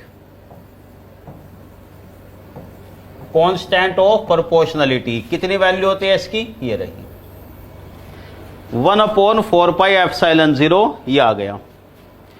इसको क्या कहते हैं? एप्सिलॉन 0 को परमिटिविटी, ध्यान दो, परमिटिविटी ऑफ फ्री स्पेस। ये मीडियम के लिए कांस्टेंट होता है, ठीक है ना। ये परमिटिविटी आ गई फ्री स्पेस या एयर की, सेम। अच्छा, इसकी यूनिट है farad per metre. Farad capacitance की यूनिट होती थी, आपको आगे चल के बताएंगे, वो आपके सिलेबस में है। अभी आप इसको सिर्फ लिख लो कि फैराड पर मीटर है, वो मैं आपको आगे बता दूंगा। अब यहां से देखो, अगर दोनों चार्ज सिमिलर हैं, दोनों ही पॉजिटिव या दोनों ही नेगेटिव हैं, सिमिलर चार्ज के बीच क्या होता है? रिपल्शन। सिमिलर चार्ज दोनों ही पॉजिटिव या दोनों ही नेगेटिव, फोर्स पॉजिटिव मतलब रिपल्शन।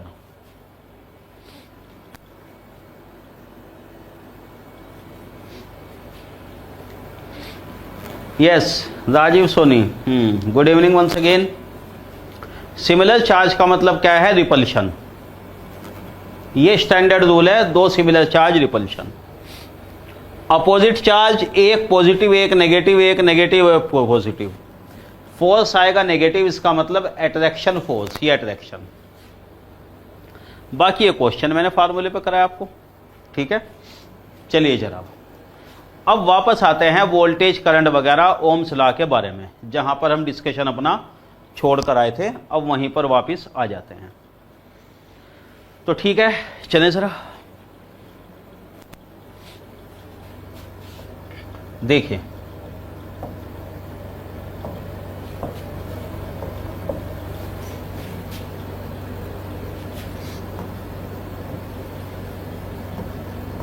हाँ भाई यहां से सुनो, वेरी इंटरेस्टिंग।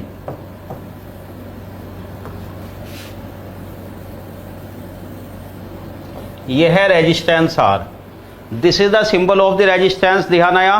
रेजिस्टेंस होता क्यों है किसी भी कंडक्टर में, मैं आपको बता चुका। इलेक्ट्रॉन को सीधा साधा रास्ता नहीं मिलता, उसको चलते हुए टकराना पड़ता है दूसरे आयन या एटम से, इस वजह से। ठीक है, ये रहा रेजिस्टेंस R। अब सुनिए मेरी बात, अगर मैं कहता हूं कि यहां पर करंट फ्लो हो रही, ये वाला ओम्स लॉ होता है वोल्टेज ड्रॉप। ये जो ओम्स लॉ है, सुनिए, जो बिल्कुल बेसिक है इसका इलेक्ट्रिकल इंजीनियरिंग का, वो होता है V = IR। वोल्टेज क्या बताया आपको, work done per unit charge. भाई करंट फ्लो कराने के लिए चार्ज को मूव कराना पड़ता है, उसके लिए कितना वर्क करना पड़ता है वो वाला। जैसे सुनिए, ये इलेक्ट्रॉन्स जा रहे हैं किधर, माइनस से प्लस। अगर करंट की डायरेक्शन प्लस से माइनस है,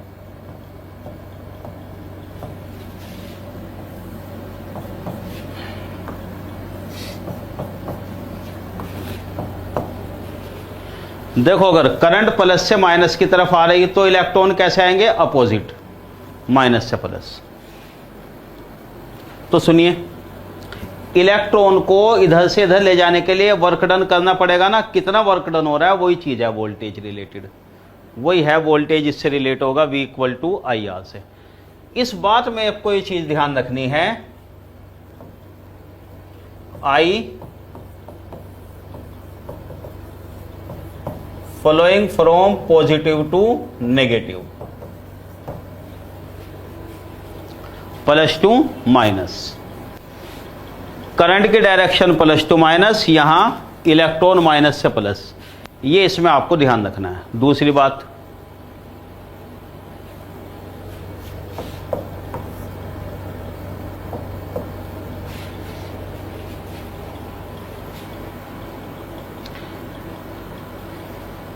और सुनो जरा, for example R = 2 ohm, current is 3 ampere. What is the voltage drop? 6 volt। ये ओम, ये एम्पियर, ये वोल्ट, वोल्टेज कितना, 6 वोल्ट।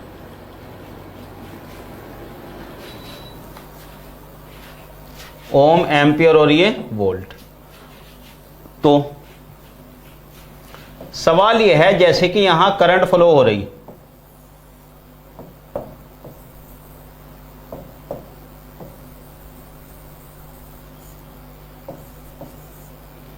यह है पॉइंट ए, यह है पॉइंट बी, यह current 3 ampere, 3 ampere, potential difference है 6 वोल्ट, करंट प्लस से माइनस की तरफ। तो वोल्टेज ड्रॉप या potential difference between A and B कितना आ गया, यह आ गया 6 वोल्ट।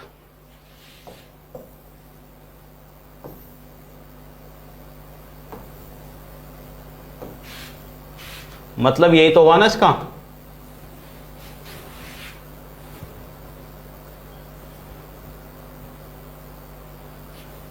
इन दोनों पॉइंट के बीच कितना है, 6 वोल्ट। करंट प्लस से माइनस, प्लस और माइनस का मतलब समझो, देखिए ध्यान से, इसका मतलब है हाई, इसका मीनिंग है लो।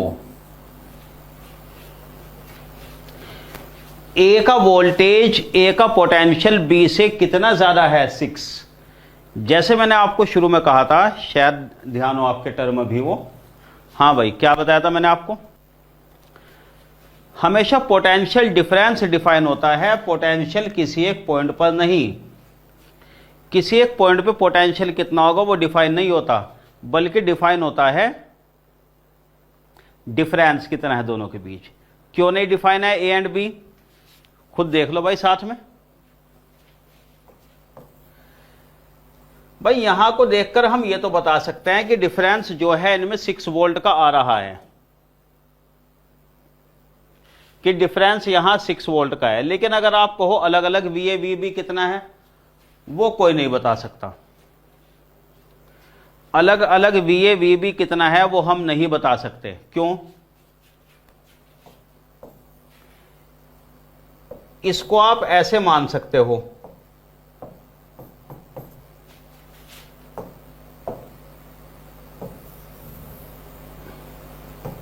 You can assume in this manner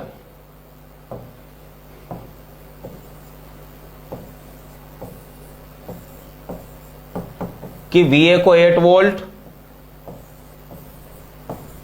और VB को 2 volt. We can assume in this manner. या फिर अलग अलग पोटेंशियल डिफाइन ही नहीं है, कुछ भी एज्यूम कर लूं।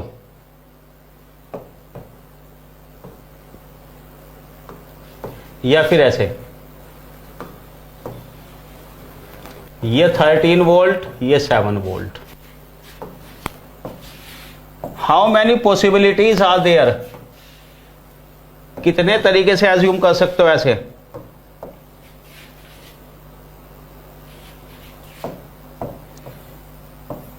ऐसे भी मान सकते हो कि एक को पॉजिटिव और एक को नेगेटिव, एक +4 और ये -2।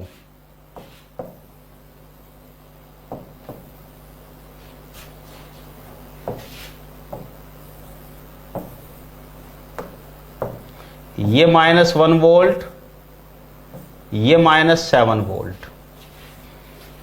कितने तरीके हैं एज्यूम करने के? Infinite number of possibility. Mathematically सारी बातें ठीक है और यहां इलेक्ट्रिकल इंजीनियरिंग में भी सारी बातें सही हैं। समझे बात? पोटेंशियल डिफरेंस मैटर करता है, +-6। अलग अलग आप इसको 8 और 2 लिख दो, 13 - 7 लिख दो। प्लस का मतलब ये हाई और ये लो, इन दोनों का डिफरेंस 6। ऐसे 1 + 1 माइनस लिख दीजिए, दोनों ही माइनस लिख दो, कुछ भी। तो इसमें किया क्या जाता है जनरली,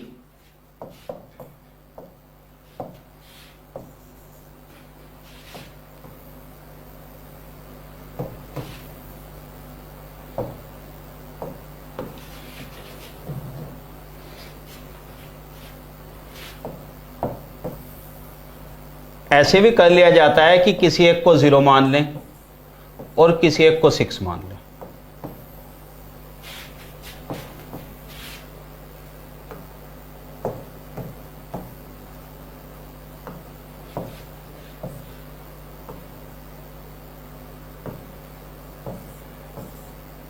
ये -6 0 मान लिया जाता है। ऐसा नहीं होता कि 0 होता है, कुछ भी एज्यूम कर लूं। यहां मतलब है डिफरेंस से। करंट डिपेंड करते हैं पोटेंशियल डिफरेंस पर। आगे चल के देखेंगे पावर भी पोटेंशियल डिफरेंस पे मैटर करता है। तो किसी एक को 0 भी मान सकते हैं हम। ये कंडीशन जनरली आसान होती है कि किसी एक को 0, इसको 0 तो ये +6 हो जाएगा, क्योंकि एक्चुअल में वोल्टेज कितना है, ये है +-6, ये है +-6। If this is 0 it is +6, if it is 0 it is -6। जब 0 माना जाता है तो हम इसे कहते हैं डेटम या रेफरेंस। इसके लिए वर्ड होता है डेटम, रेफरेंस या ग्राउंड। ग्राउंड भी इसी को कहा जाता है।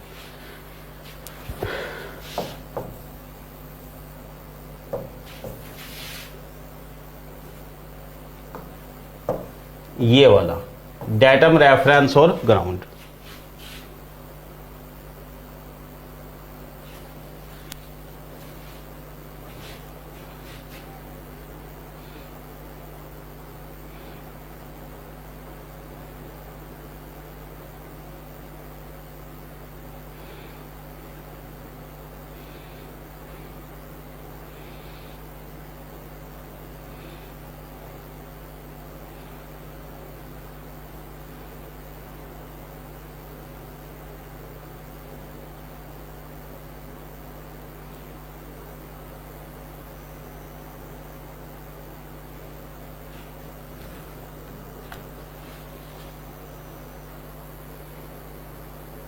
डेटम, रेफरेंस और ग्राउंड। समझे बात? तो चलिए खैर, ये हमने एज्यूम कर लिया। अब आ जाओ भाई वापस यहां पर, ये करंट फ्लो हो रही, ये तो आ गया वोल्टेज। अब समझिए,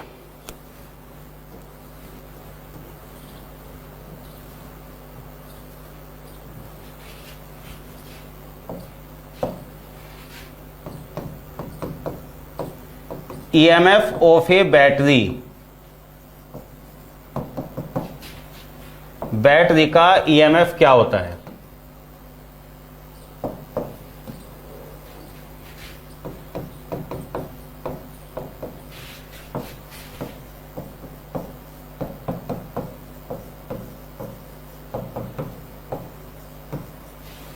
इलेक्ट्रोमोटिव फोर्स।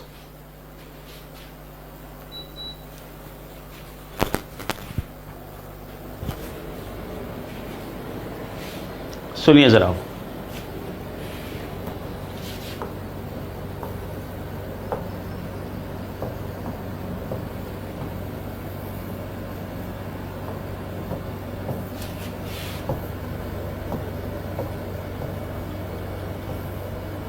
सर्कल से भी बनाते हैं बैटरी को,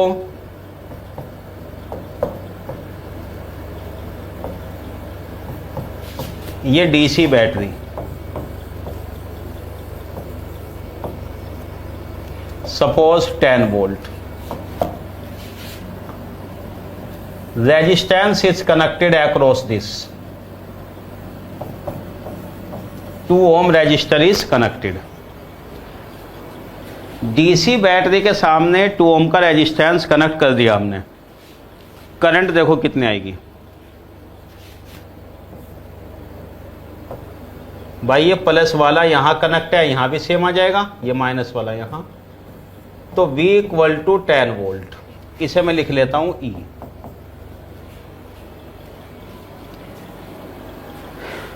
करंट की वैल्यू बताइए क्या होती है? ओम्स लॉ के मुताबिक करंट की वैल्यू,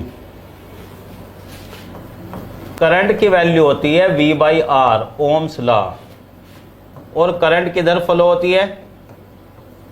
+2 माइनस, यानी हाई वोल्टेज से लो वोल्टेज की तरफ, हाई पोटेंशियल से लो की तरफ। तो करंट आएगी इस तरफ, ये वाली आई, कितने आ जाएगी करंट बताएं जरा?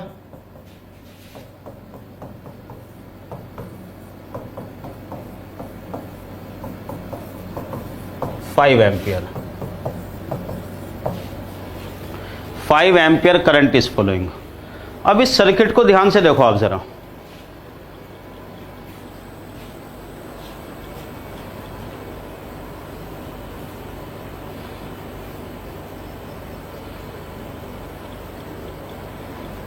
this simple circuit, if you see carefully,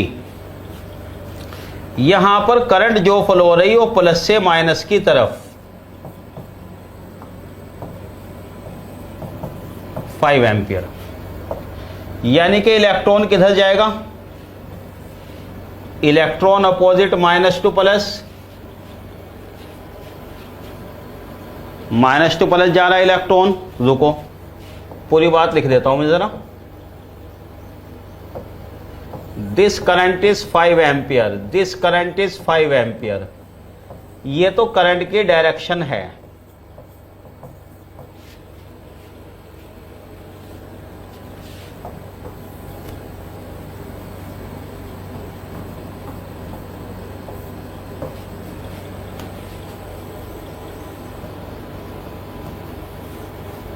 अब देखो जरा इस करंट के डायरेक्शन के हिसाब से इलेक्ट्रॉन रिप्रेजेंट करो।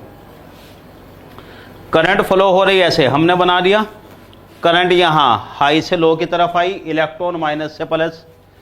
इलेक्ट्रॉन का मूवमेंट बनाओ जरा आप,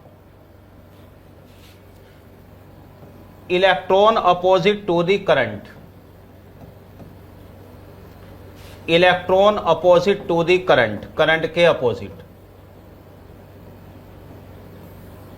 electron opposite to the current.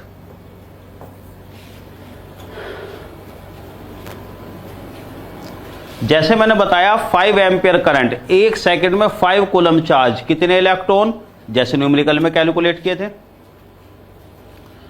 तो यहां से अगर आप देखो जरा एक चीज, इसमें ध्यान से देखो, बैटरी के बारे में सोचो।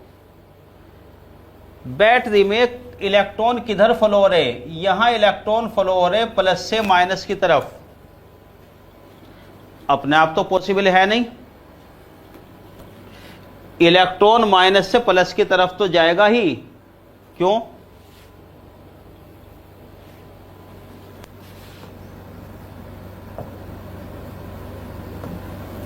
जैसे इलेक्ट्रॉन है,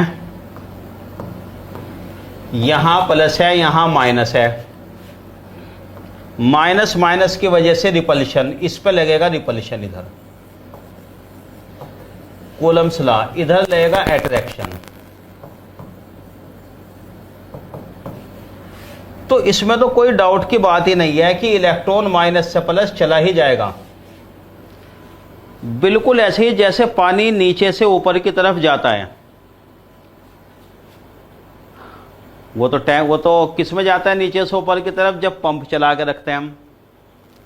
नेचुरली बात करो, नीचे से ऊपर तो चला गया, ऊपर से नीचे आएगा पानी हमेशा,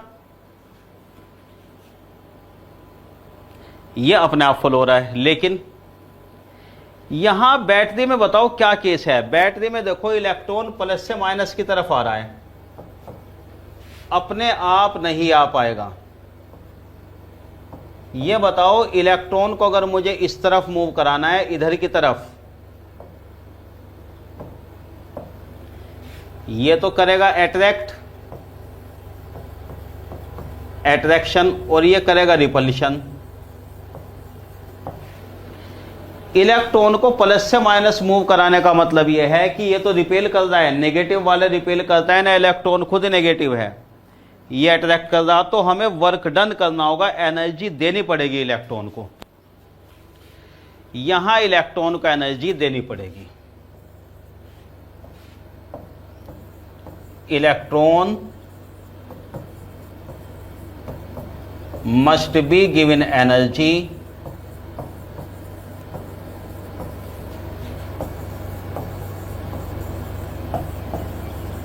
to move from plus to minus. Plus से माइनस इलेक्ट्रॉन को मूव कराने के लिए एनर्जी देनी होगी।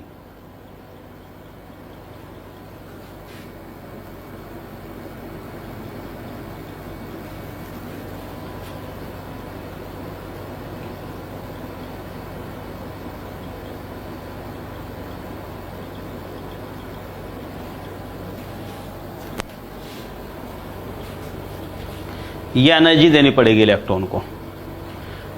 अब सुनो जरा मेरी बात एक और तरीके से। जैसे यहां बताओ,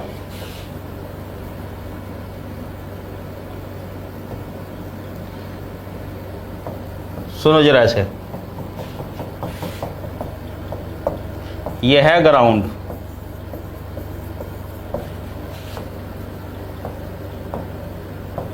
ये बिल्डिंग है, first floor, second floor, third floor, ये रही।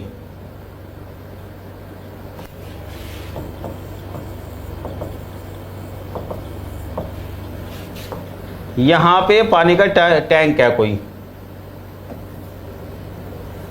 ये फ्लोर है, first, second, third,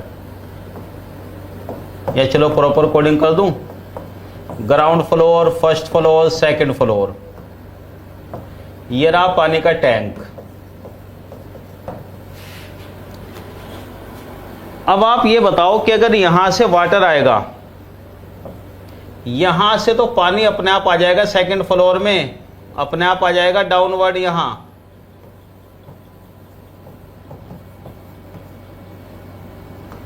water flow upward to downward, naturally water flow ऊपर से नीचे अपने आप आ जाता है, नेचुरल फ्लो है। लेकिन अब ये बताओ अगर इस बिल्डिंग में पानी ऊपर चढ़ाना है, भाई अगर मुझे पानी यहां से यहां ले जाना है, वाटर को टैंक में भरना है, ये वाटर अपने आप जाएगा क्या? ये वाटर का फ्लो नीचे से ऊपर की तरफ अपने आप नहीं होगा, इसके लिए क्या करना पड़ेगा? यहां यूज करना पड़ेगा पंप, हमें वाटर पंप। वाटर पंप काम क्या करता है? ये वाटर को एनर्जी देगा।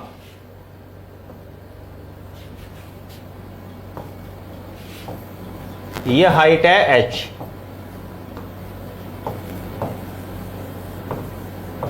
हाइट।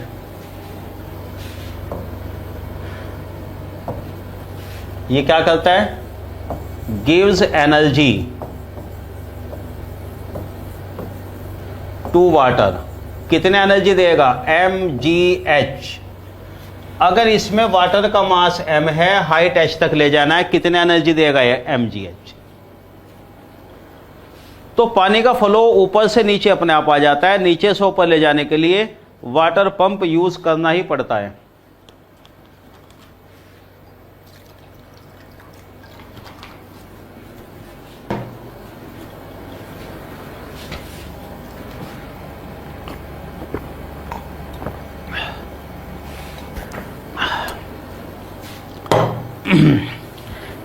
यहां पे एनर्जी देनी पड़ती है हमें। बिल्कुल इसी तरह ये है, किसके बारे में? बिल्कुल इसी तरह ये रहा, ये वाला जो हमारा सोर्स है। वाटर पंप की जगह जो एनर्जी दे रहा है ये क्या है? ये है डीसी बैटरी वाटर पंप की तरह। ये अपने आप फ्लो हो रहा है, ऐसे करंट हाई से लो की तरफ अपने आप फ्लो हो जाती है। मैं बना देता हूं यहां पे इसके एनालॉजी में।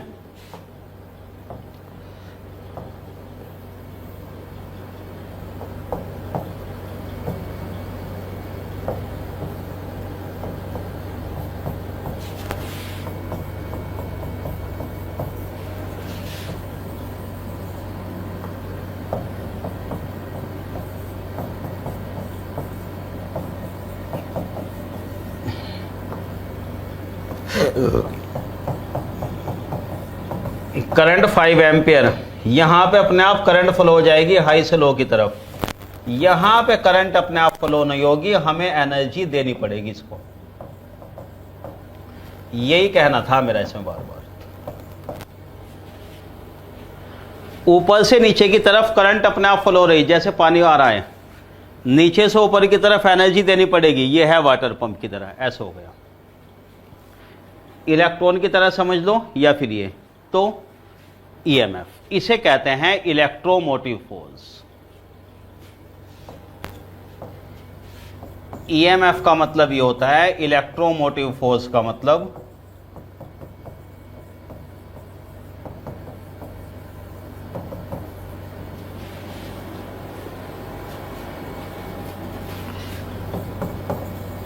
The energy given by source.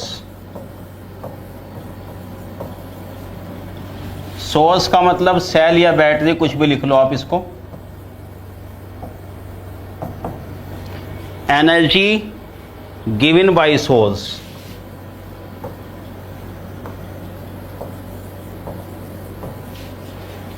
Given by source for the current to flow.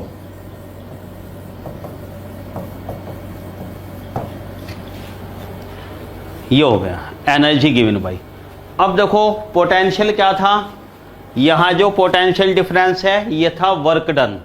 मैंने डिफाइन किया था ना, work done per unit charge. Per unit charge को कितना काम करना पड़ता है यहां करंट फ्लो कराने के लिए, कितनी एनर्जी देनी पड़ रही फ्लो कराने के लिए। ये हो गया वर्क डन। जैसे पानी ऊपर से नीचे आया, कितना वर्क डन हुआ? mgh। नीचे से ऊपर ले गई, कितनी एनर्जी दी गई? बस ये डिफरेंस है। एक हो गया वर्क डन से रिलेटेड, एक हो गया एनर्जी। दोनों बात तो एक ही होती है, वर्क और एनर्जी, वही चीज है इलेक्ट्रोमोटिव फोर्स। ये एनर्जी देता है और यहां वर्क डन हो जाता है अपने आप सर्किट में।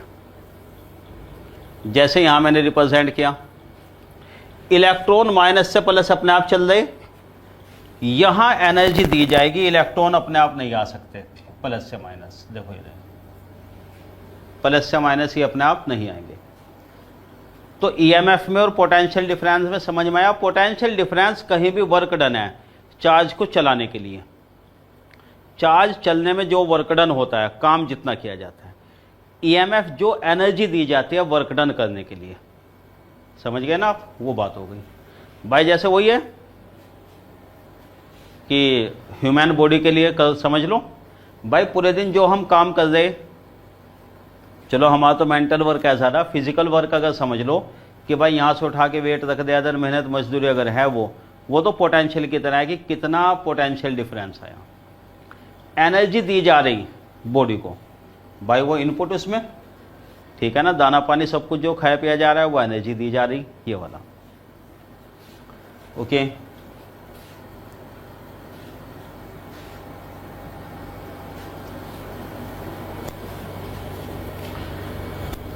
समझ में आई बात। अब तो देखिए, खैर ये ओम्स लॉ, ये वाले बेसिक आई थिंक आपके समझ में आ गए होंगे। अब इसमें और भी कई चीज़ें समझानी है। केवीएल केसीएल से पहले कई चीज़ें और समझनी होंगी थोड़ा सा, फिर आ जाएंगे केवीएल केसीएल पे। तो खैर जो कुछ बेसिक है नेटवर्क के वो आपके समझ में आए। आज का पर्पस ये था, मैं रोकता हूँ अभी, आज तो क्लास ही है, आगे नहीं बढ़ेंगे भाई। खास तौर से नॉन इलेक्ट्रिकल्स वालों को लिए थोड़ा सा बेसिक रिवाइज कराना, 12th क्लास के बेसिक जिनकी ज़रूरत पड़ेगी।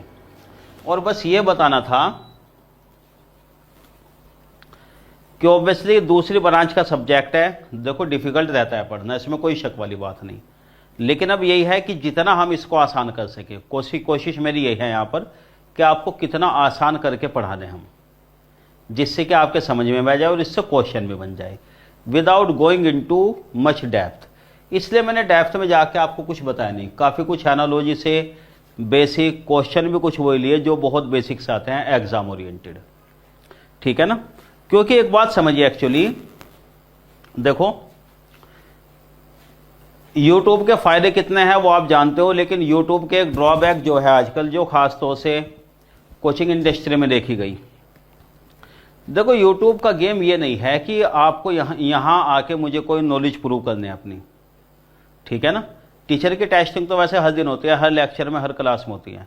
स्टूडेंट हमेशा तैयार रहता है क्वेश्चन पूछने के लिए, टेस्टिंग तो भाई बहुत यूज तो है, रोज़ का काम है, 23 साल हो गए पढ़ाते हुए। यहाँ मेरा मकसद ये नहीं है कि कुछ मुझे अपने कुछ आपको इम्प्रेस करना है अपने नॉलेज से या अपने एक्सपीरियंस क्वालिफिकेशन, वो ठीक है, काफ़ी कुछ मैं प्रूव कर चुका कि आपको बड़ी डेप्थ के कंसेप्ट बताएं, कुछ मुश्किल चीज़ें बताएं, मैंने ये किया, मैंने वो किया, ये किया। देखो ताली बजवाना पर्पस नहीं है कि आप लोग ताली बजाने लगो यहाँ कर कि हाँ बहुत अच्छा किया, बहुत बड़ा सेशन आया, बहुत सारे लाइक आ रहे, बहुत सारे व्यूज़ है, कुछ ऐसी बात बोल दें, कुछ कंट्रोवर्शियल या कुछ मोटिवेशनल बोल दे। चलो भाई, सीधा सा मकसद हमारा ये है यहाँ पर कि ये जो सिलेबस का पार्ट है ये आपको समझाना है, वो चीज़ें होती रहेंगी। मोटिवेशन वगैरह फालतू के बहुत होते हैं आजकल यूट्यूब पे, उसकी कोई ज़रूरत नहीं। स्टूडेंट के जहाँ समझ में आने लगेगा, कुछ चीज़ें ग्रास्प करने लगेगा, 1-2 क्लास के बाद अपने आप मोटिवेशन आ जाएगा कि हाँ मैं कर सकता हूँ, मुझे पढ़ना है, ज़रूरत उस चीज़ की है। फालतू की इधर की बातें बताते रहो या अपनी कहानियाँ सुनाते रहो बना बना कर कि मैंने ये किया था, मैंने वो किया था, भाई वो किसी काम का नहीं। स्टूडेंट यहाँ आया है पढ़ने, उसे कुछ चीज़ें समझने हैं। हमारी कोशिश ये है कि आपको वहाँ तक रिटेन करें, इधर उधर की बातें मैं ना करूँ। मैंने इसलिए किया भी नहीं कुछ, इंट्रोडक्शन आप पूछता तो मैंने बता दिया था। अब ये नहीं है कि मैं 10 बार ये बताऊँ मैंने ES ऐसे निकाला था, सिविल सर्विसेज दिया था, रुड़की की बात यह है ES मैंने छोड़ दिया था, इतने लायक स्टूडेंट पढ़ा दिए, इतने टॉपर बना दिए, आज भी ES को कर रहे हैं। फिर आपके सामने बताने लोगों गेट ES का पढ़ाते हैं, तो बहुत बेसिक है।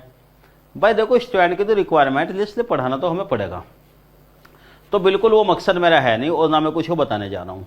इसलिए कभी भी देखिए सेशन के एंड में बहुत कम यूट्यूब लेता हूँ, हालांकि मैं अपने चैनल पे भी, इंजीनियर जोन वाला जो चैनल है उसमें मैं कभी ये नहीं कहता आप उसे लाइक करो, सब्सक्राइब करो, शेयर कर दो भाई प्लीज़, ये कर दो, कोऑपरेट करो, ये करो, वो करो। इमोशनल ब्लैकमेल करना है कोई मकसद नहीं स्टूडेंट को। मेरा मानना बिल्कुल सीधा सा है, स्टूडेंट को अगर पसंद आएगा, उसके काम की चीज़ होगी, तो वो फॉरवर्ड कर देगा उन लोगों के लिए जिनके लिए ज़रूरत है, ठीक है ना। फालतू में कहने लगे कि नंबर बढ़ाने के लिए लाइक के कि किसी को भी शेयर कर दो, भाई जिसको इस सब्जेक्ट से मतलब ही नहीं है, कोई बेचारा कॉमर्स का या MBA का स्टूडेंट है, आपका फ्रेंड है, कहीं कि भाई एक लाइक तो बढ़ जाएगा, एक व्यूज़ बढ़ जाएगा, उसका कोई फ़ायदा नहीं। ये नंबर बेकार के हैं, मिसगाइडिंग होते हैं वाले नंबर। ज़रूरत की जगह स्टूडेंट को पहुंच जाए, अच्छा लगेगा, अपने आप कैरी करेगा वो, ठीक है ना। क्योंकि देखिए वाली जो कोचिंग की फील्ड है गेट ES, इसमें मैंने सन 2000 से शुरू किया था। One of the most prominent institute, नाम आप जानते होंगे जो भी वहाँ थे। तो जब भी कंसेप्ट ये थी बेसिक वाली हमारी, वहाँ से भी शुरू ऐसे ही किया था हमने बैच को कि भाई स्टूडेंट को पढ़ाएं। कितने भी स्टूडेंट आ रहे, शुरुआत में फिजिकल क्लास होती थी, ऑनलाइन तो अब की बात है ये कि भाई पहला बैच बहुत कम बनाया, 100 बच्चों का या 80 बच्चों का ही, उनको अच्छे से पढ़ाएं, अगली बार वही लेकर आएंगे माउथ पब्लिसिटी। वो बढ़ते गए नंबर, और उसके बाद फिर आएगी थाउजेंड्स वगैरह में 10,000 12,000 इतने स्टूडेंट, वो चीज़ें। ऑनलाइन का भी कंसेप्ट वही है, समझ में आएगा तो आप लोग बताएंगे आगे और फॉरवर्ड करेंगे वहाँ पे फ़ायदा। उसे कहने की ज़रूरत ही नहीं, मेरा मानना तो ये है कि भाई इसे शेयर कर दो, इसे कर दो, लाइक सब्सक्राइब शेयर, ये बातें मैं इसलिए बोलता नहीं और आज भी कह रहा हूँ। अगर आपको भाई सही लगता है अपने आप फॉरवर्ड करेंगे। और बाकी यही है कि इसमें इंप्रूवमेंट और कुछ करना हो बताएं। क्लास तो क्योंकि लगातार चलेगी ऐप पर, इसमें आपको जो भी लगता है कि भाई मैंने थोड़ा फास्ट पढ़ाया या मेरी राइटिंग साफ़ नहीं है या मैं और थोड़ा सा बेसिक में बता दूं इसको चीज़ें आपको, तो आपके जो भी सजेशन है वो बताइए। उसमें हमें भी अंदाज़ा होता है स्टूडेंट, जैसे कि मैंने शुरू में कहा था ना सेशन के, कि आपको भी टीचर से ट्यून होने में 2-3 क्लास लग जाती है, एक आध क्लास हमें भी लग जाती है। हमें भी थोड़ा सा अंदाज़ा हो जाता है बैच टू बैच कि भाई स्टूडेंट थोड़ा सा किस लेवल के इसमें क्या चीज़ें आ रही हैं। तो थोड़ा बहुत तो अप्रोच हल्के फुल्के बदल जाती है। मतलब एकदम बिल्कुल कोई ये बना बनाया ऐसा पैकेज नहीं होता कि बिल्कुल हर जगह वही चीज़ बता दें। तो वो ध्यान रखिए और कंसंट्रेट कीजिए सिलेबस में। यूट्यूब में काम की चीज़ जो है वो उठा के ले जाओ, बेकार की चीज़ों में मत उलझाओ। काम की चीज़ मतलब आपको सिलेबस मिल रहा है, पढ़ाई आपकी हो रही है, एग्ज़ाम की तैयारी हो रही है, वही आपके काम का है। आलतू फालतू के मोटिवेशन सेशन, सक्सेस स्टोरीज़ वगैरह मुझे कभी पसंद नहीं आती, सही बताऊँ, इतने ज़रूरत से ज़्यादा। हर कोई अपनी सक्सेस स्टोरी, हर कोई इंटरव्यू, ये वाला वो वाला, अरे भाई ये कभी कभी के काम हो गए, डेली तो पढ़ाने का हो गया। अब आजकल वही है कि हर जगह बस यूट्यूब में इस एग्ज़ाम में है, उसमें क्या है बताओ, सैलरी कितनी, वो होता है ना कुछ एक्साइटिंग से या कंट्रोवर्शियल से थंबनेल लगा दो, है ना, कि बस व्यूज़ मिल जाए। तो भाई ऐसा हमारा कोई मकसद नहीं है, ठीक है। और इसीलिए मैंने आपको बेसिक बताया, सिलेबस पे कन्फाइन रख के सिलेबस पढ़ें, आपका जो पर्पज़ है वो, ठीक है ना। तो इधर उधर की बात करना या बहुत अपने आप को प्रूव करना, मैं आलतू फालतू की बहुत हाई फाई चीज़ें से बता दूं कि आपको तो समझ में नहीं आएगी। मैंने ऐसे क्वेश्चन किया, आपको तो पल्ले भी नहीं पड़ेगा, आपको हवा भी नहीं लगेगी, मैंने क्वेश्चन बनाए। भाई सिलेबस के हिसाब से बताना है मुझे आपको। RLC एलिमेंट क्वेश्चन बताएंगे, अभी तो बिल्कुल शुरुआत है, सिलेबस में है वो संदेश पटेल, अभी चलने दो, अभी तो क्लासेस चलेंगी अराउंड 1.5 मंथ, इसमें टाइम लगेगा अभी, ऐसी बात नहीं, ठीक है ना। जो एग्जाम ओरिएंटेड है वो चीज़ें सारी कराऊंगा मैं आपको। भाई अगर आपको गेट या ES के हिसाब से पढ़ना है तो हमारी ऐप पे क्लासेस चलते हैं, आज भी सिलेबस चल रहे हैं, आप वो सिलेबस कीजिए। यहाँ TCP के साथ जो हमारा द सिविल पॉइंट के साथ जो हमारा टाई अप है, वो ये वाला पोर्शन कराना है मुझे इलेक्ट्रिकल, और मैं केवल MPPSC के हिसाब से कराना हूँ। हमारे कोई दिक्कत नहीं है, मैं आपको ज़्यादा भी करा दूँ, मैं आपको गेट के क्वेश्चन कराने लग जाऊँ, यहाँ पर ES के क्वेश्चन अपने कराने लग जाऊँ, लेकिन ये बताओ वो आपको फ़ायदा तो नहीं मिलेगा ना। आपको तो एग्ज़ाम के हिसाब से यहाँ देखना है कि एग्ज़ाम के लिए क्या है, बस वही चीज़ मैं आपको कराऊंगा यहाँ पर। तो खैर चलते हैं फिर, ठीक है। बाकी भाई आप लोग सजेशन दीजिए कमेंट के थ्रू, या जो इस पे नंबर भी दिया है द सिविल पॉइंट का।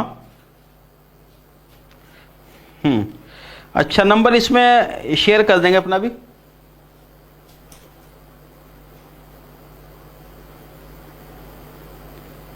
ये आ गया,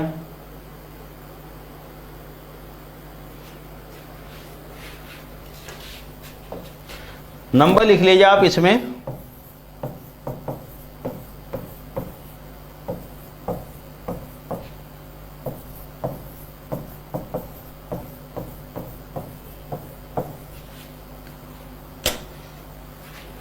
ठीक है ना। तो चलिए बाकी इसमें जो द सिविल पॉइंट का नंबर है वो आप नोट कर लीजिए। आपकी जो क्वेरीज हैं भाई इसमें बैचेस के बारे में है, जो आप पूछे थे कैसे ज्वाइन करना है, क्या करना है, आप उस पर क्वेरी कर लेना बाकी वो, ठीक है। तो ठीक है, चलिए द सिविल पॉइंट के ऐप पर ये वाली क्लास मिलेगा आपको, इसमें कराएंगे आपको, ठीक है, ओके।